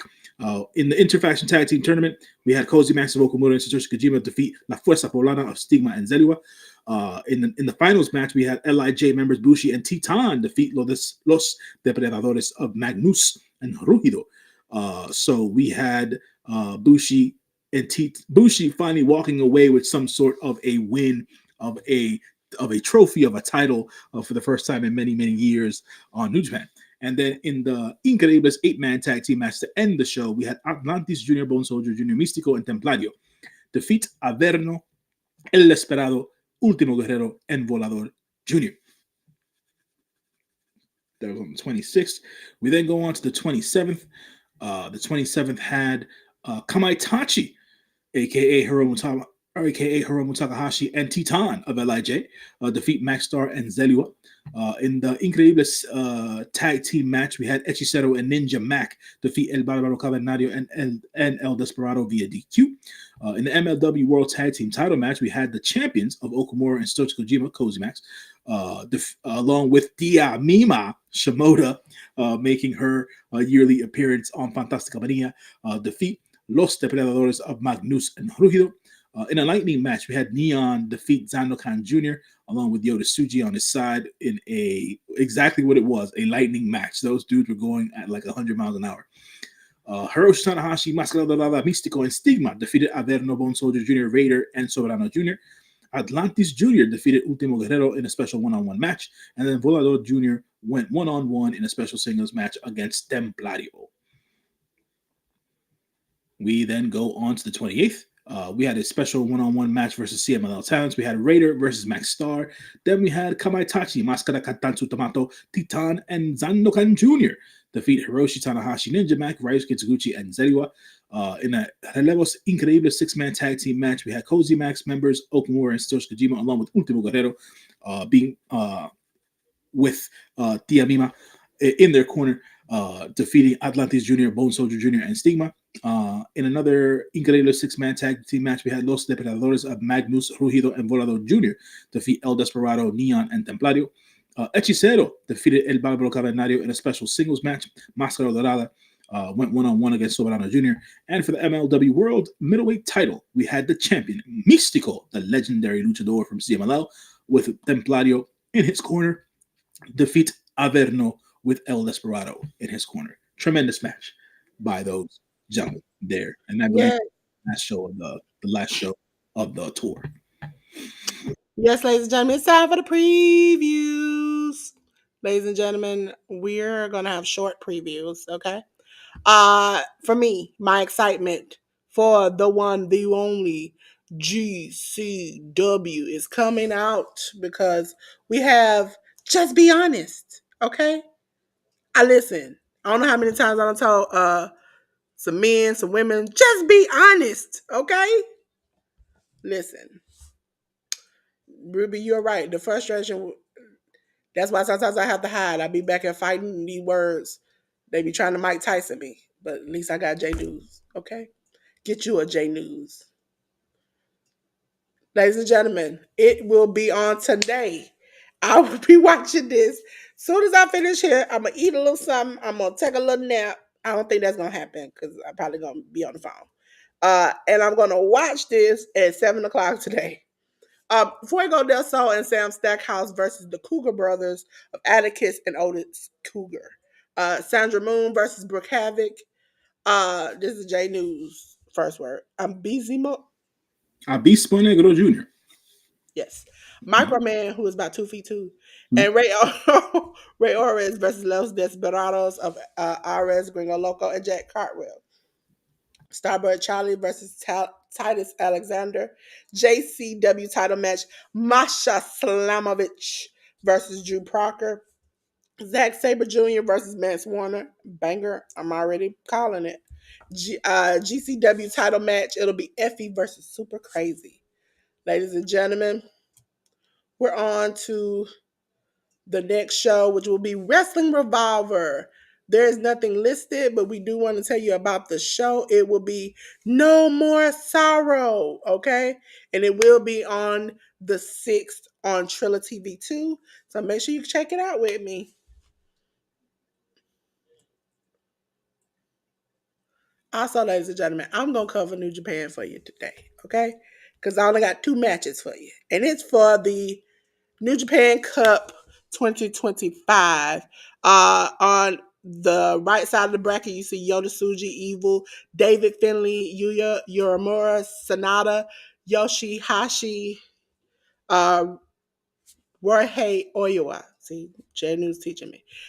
Chase Owens, Zack Sabre Jr., Gabe Kidd, Ren Narita, Taichi. On the left side, you see El Phantasma, Great Khan, Shota Umino, Tetsuya Naito, Callum Newman, Jeff Cobb, Hiro Ishii, Drilla Maloney, TJP, Bolton Oleg, Bad Luck Fale, and Shingo Takagi. Ladies and gentlemen, that starts on the 7th. Oh, it's at the end. Oh, sorry. I forgot I didn't do the slide. On the 7th, it will be the first night of the cup. And we'll have in the first round match Evil versus Yoda Suji. And the first round match, we'll have Sonata versus Yuya Uemura. Okay? That is the end, my friend. Okay, of that. So what we're gonna do now is it's time. It's time for the spotlight. Okay? I want to say it's a time for the spotlight. And my spotlight, I am so proud. I don't know if you all saw me screaming and hollering for. Hold on, let me put my camera on. I know y'all probably can't see me. The sun is taking me out. It's taking me out. Um, but I wanted to highlight. Let me take J.News off for a second. There we go. I wanted to highlight. Swap us out because I don't need to be that big.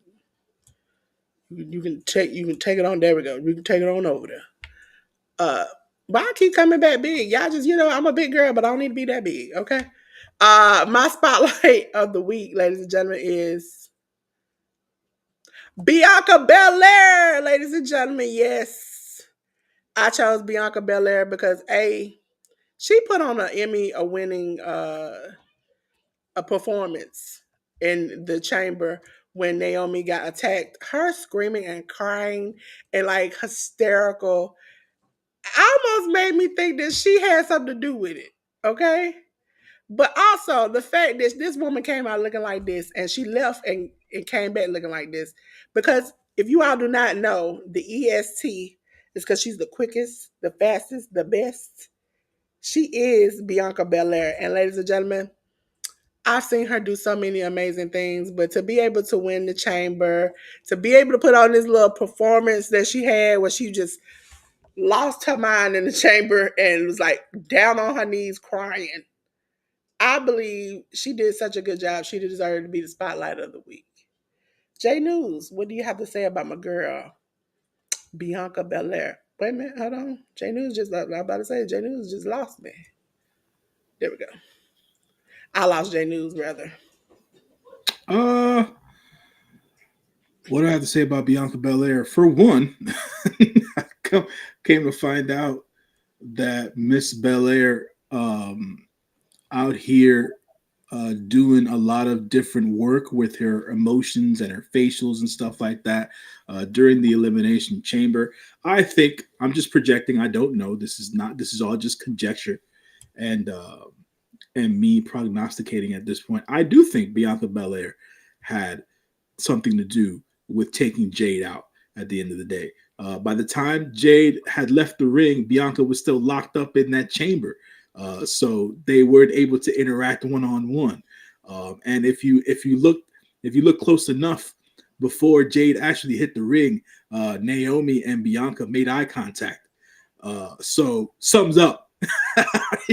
Like they was scared. And she's no. And then afterwards, she's like, I can't even enjoy my win because I'm thinking about. I just need questions. I need my questions answered. And I'm looking at her like, Yeah, yeah. eh, We definitely gonna get some questions answered. All right. she had the Cardi B fit. She really had the Cardi. She had the Cardi B fit on during the after interview she had. And I was like, okay, girl, you look like ain't nothing touched you.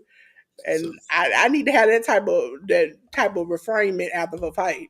You've been out there fighting she 6 women, and all of a sudden you come out looking like you ain't had nothing done to you. So Bianca Belair doing her thing. She's super talented in the ring. She's grown leaps and bounds on the microphone as well, and as a performer. She is the total package, man. She is the EST of the WWE, and she's one of the WWE Performance Center standouts all these years later. This is a girl, or should I say, I'm sorry, this is a woman who didn't have anything to do with the wrestling business before she got to it. She was a collegiate track athlete.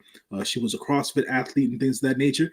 And then on a whim, Mark Henry saw her competing at some sort of a competition and told her, "Hey, you got a future over here if you put your mind and if you put your mind and your body to it." And all these years later, we see Bianca Belair still headlining the WWE Women's Division, putting on great shows and things of that nature. So, hats off to Bianca Belair and her performance at the Elimination Chamber. And I'm sure that this story with Jade is far from over. Yes, yes, yes. So I appreciate it. As you all know, Bianca Belair is my spotlight of the week, and I've been wanting to make her a spotlight, but I was like, what has she done for me lately? And then she's like, girl, I got you. I got you. I'm doing the elimination table and I'm gonna give it my all. And I was like, okay, that's it. Also that braid whip, if you ever went back on social media and found it, that's her braid that she braids, she does herself. And because she said she let WWE do it one time and it almost came off. Uh she has a rule in wrestling: don't touch my hair. I think we all melanated women have that same thing. Hey, we can fight it out, but don't touch my hair. And once you touch her hair, she cocks back and whips you with it. And that noise that she hit Lil Morgan with when she hit her, it sounded like this, just like that. And I was like, hey, Yeah, you know what? some folks need to understand that thing is not a prop. That thing is an actual weapon. It leaves scars on the body, and it hurts when she uses it. So yeah, Yes, yes, yes. As you all heard me say yesterday, I might have to do that for Halloween and just start whipping people. Just bow, real quick. Bow, Sometimes that might be you don't need a switch no more. You just might need a long braid. Ladies and gentlemen, we're gonna get back over to the studio. Me and J News, we're gonna come on back over here. Now it's time for us to talk about ourselves. And I'm gonna let J News go first. J News, tell the good people about yourself. all right, folks. As usual, thank you to Dolores for allowing me to basically break down what's on the QR code here to my right on my screen, probably to the left on your end. On the QR code, you'll be able to see all the breakdowns of all my different socials. My name is John L., your friendly neighborhood moviegoer. You can read reviews that I write out on letterbox.com. You can also catch me on my YouTube channel. There's some old reviews on there, audio only, of movies from about 2023 and early 2024.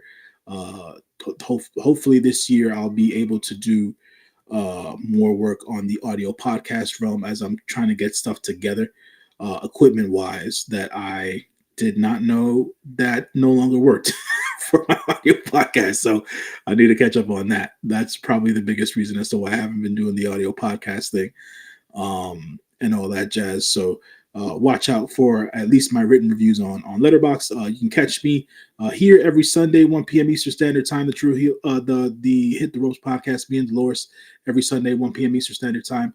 Also, you can catch me on True Heel Heat. That's another podcast that I do that is wrestling based. This week, I'll announce it here. I will be on True Heel Heat on Wednesday. The Wednesday is going to be the New Japan Cup preview. It'll have me, SP3, and Sanal from Sanal's Life, aka Wrestling underscore chat on Twitter. We'll be doing our New Japan Cup preview on Wednesday, and then on Friday, I'll be on True Heel Heat doing the AEW Revolution preview. Thanks to SP3 for allowing me to do some AEW work.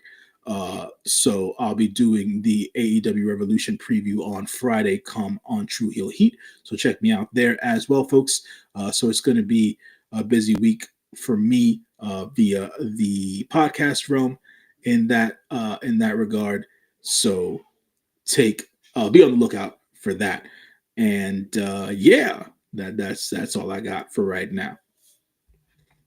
Okay, ladies and gentlemen, this is my time to tell you about J News. Okay, with the help, remember we doing AI this time. J News. It says, "I listen up." J News ain't just a movie reviewer; he's a whole cinematic experience. This man breaks down movies like no one else, giving you the real, unfiltered, non BS takes you don't even know you needed. His knowledge next level, his grind unmatched, his energy 100% certified dope. If you ain't locked into his channel yet, what are you even doing? Hit the subscribe button, follow him on all socials, and get ready for the rawest, realest, most entertaining reviews out there. Trust me, J News is that guy. I'm gonna need you to cut, copy, and paste that, and I want to put that into a blurb somewhere and send it to me and whatnot. Because that's a lot. That's a lot more. That's a lot more. That's a lot more good self promotion than I'd ever give myself. So I think that See? being able to copy and paste that and put it out somewhere would be dope. So appreciate I'm Chat GPT for the love and all that. Listen, ChatGPT, I have had to be descriptive. And we've tried urban, we've done hood, we've done ghetto, we've just tried everything. Because you know what? They know J News is the man. Right, right. Listen, was that song? I'm the man when I walk through. Also, I ain't say this in a long time, but you see this man right here, y'all. It's a good man, Savannah. It's a good man. Don't miss out on this chance, man. Because And y'all out here playing. mind you, folks, for those of you who don't know, every time she says he's a good man, Savannah, that's a movie reference itself. So do, do that, be just for the cause. Listen, Stuff it that over. and I got my own I be throwing out lately too. Okay, so y'all wait because that one gonna come too. Y'all ain't gonna barely see me, but you know it's gonna be there. Okay, so let me get J News set up. For those who don't know, I'm gonna put this up on the side for the both of us. This is our QR code for the Hit the Ropes podcast. Okay, make sure you scan that. You can get us one in the corner up at the top, one right next to us right here. We are on Instagram, Facebook, I Heart Media, Amazon Media. I know I got to upload this episode and the one before. We have some clips that have come out on my channel of us talking about certain things from certain shows. Make sure you go and check those out for the Hit the Ropes podcast. Please go check out Spotify and it's Hit the Ropes podcast. You'll see the same little logo, everything. Make sure you come and check us out. It'll be a little smaller because they do the little boxes. But make sure you check us out because we like to have a good time over there. Want your support. The more you all support, the more we'll get closer to our monetization goal over there on Spotify. Okay, because we already got 1 out of 3 done. We just gotta get the other 3. Okay, other 2. Sorry. So let me get that down. Let me get that down. Let me get that down, ladies and gentlemen. Also, let me blow myself up. I won't have to do all the shout outs because as you all saw, every minute there has been somebody channel come out and it comes out repeatedly every minute, every minute, every minute. As long as you all are chatting, it'll definitely drop the links for people. Thank you, Leonica, for coming. Thank you for Francis for coming because I don't think y'all are part of the links. Ruby, that's my best friend for life. We hold each other down. Your link already came out. LGG Love, ARD, the educated naturalist and educated natural. She be saving me when it comes to this money in this social media game. So make sure you go over there and check out her channel. So everybody else's channels, drop in the link. Make sure you try, and if you are on my channel, if you do the exclamation point mark pink in lowercase, I think you can be uppercase too. Try it and it'll drop your link into my chat. Okay. Sister K has been doing it on her own for the longest time, and with the help of Ruby and ARD and them dropping links and stuff. And I was like, everybody need a break, including me. So we're gonna put Nightbot on the case. He been working fine. As long as he keep working fine, we're gonna be fine. Okay. Um, as far as it comes to Dolores's raw reaction, I know I didn't have one last week. I hate to tell you, ain't gonna be one tomorrow either. Uh, I am not feeling the best. Okay, I fought it out yesterday and today. But not only am I not feeling well, but I am reevaluating the channel. The time, the money, the everything that I pour into the channel. I want to make sure that not only does it provide you a good experience, but it's worth what I'm putting into it. So if it's not, I mean, to be honest with you, you pouring hundreds of dollars into something that you don't make money from, but you're not even getting the necessary things or responses, likes, things, whatever. It doesn't seem viable to keep that going for a long period of time. So I'm sitting back, talking with some people, getting with my tribe to figure out what is best for me and what's best for the channel. I will be asking some questions on the channel on the post section. You'll get that from me. You'll get holidays and stuff. There won't be no tutorials that I can think of as of right now because I don't have anything set up for any like major holidays. But if so, you'll see the video drop. You can always reach me at Delores Designs because I'm here to make your vision come true, whether it's DTF transfers, setting up your any social media. For those who don't know, yes, I use Restream, but I have accounts with every social media. So I have StreamYard, Restream, EV Mugs, Streamlabs. I can fix your channel on your streaming service platform that you choose to do anything and everything that you needed to be done. If you're trying to reach out to me, this is how you do it. You can call me on my direct number, or you can email me at my email listed below. You can scan the QR code for those who saying the QR code is pretty small, Dolores. I got you. I got you. I got a big QR code for you to scan. I'm going to sit here and let you scan it. All you do is open your camera, put it towards the screen, and scan it. If you're on my YouTube channel, you can go to my link tree.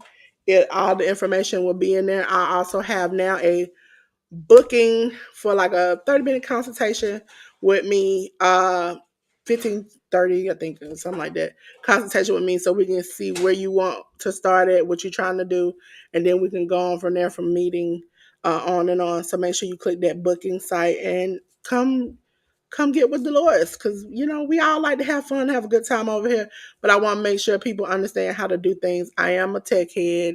I love technology. I love gaming. I love all the things of the things. I love helping people, but we're at a point where it has to be viable for everybody. So again, every Sunday, 1 p.m. Eastern Standard Time is the Hit the Ropes podcast, where we review and preview everything that goes on in wrestling.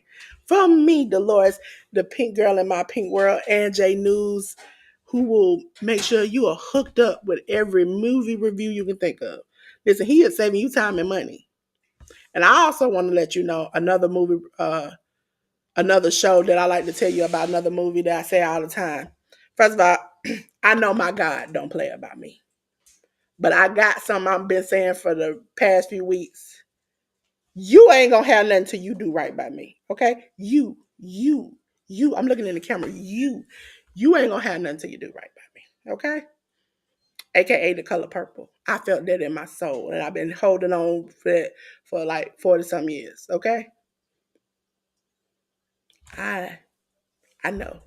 Me and J.News both know you ain't gonna have nothing till you do right by me. Cause that's a good man, Savannah. Okay? That's a good man. I ain't gonna say I'm good. I'm okay. J.News is good. I see. All right, word. You put your link down. Okay. She, I'm gonna try to rest. I'm gonna try to rest. I'm gonna try to rest. Come on, Nightbot. I should have put that in J News thing. You want a good man, Savannah? Check out, and then put the link for J News right there. I should have did that, but it was a good 3 a.m. and I started putting out just like Nightbot. That's what I'm gonna do, and then I just started doing stuff. Yes, Ruby, I'm gonna get with you because we need to have a cooking segment where Ruby shows me how to cook different things. Yeah, hopefully J News I can keep my eyebrows because I ain't trying to burn up nothing. Okay, that Right. would be embarrassing. That would. I listen. The first time I have to be a pre-tape. Second time we might go live. Okay, I have to edit that out. Just boosh. Not come back with no eyebrows. So ladies and gentlemen, with that being said, my good brother J News, he got work to do. Okay, I got work to do. We've had a good time here. We were reviewed and previewed and had good conversations. And you know what happened in the midst of that, J News? It got hot. It got real hot. I mean, it was the topics were hot. We were hot. Everything is hot. It just started flaming in this piece. And I was like, dog, I am sweating and I'm hot. I need some help. But you know what, baby boy, baby girl, men, women, and children, please keep your please. My eyes cannot see all these things. Oh my God. Please keep your clothes on. But I know something will help him, J News. If I just cut the lights off one good time. Ooh, a breeze. Yesterday, J News, I tried to cut the lights off and the light wouldn't come off. I had to go all around the corner, open the fuse box, click it a couple of times, then the light went out. I was like, Lord, no, not doing me like this. But without that being said, let me make sure because my little blue button came up. There we go. Uh, until then, ladies and gentlemen, me and J News, we want to say peace.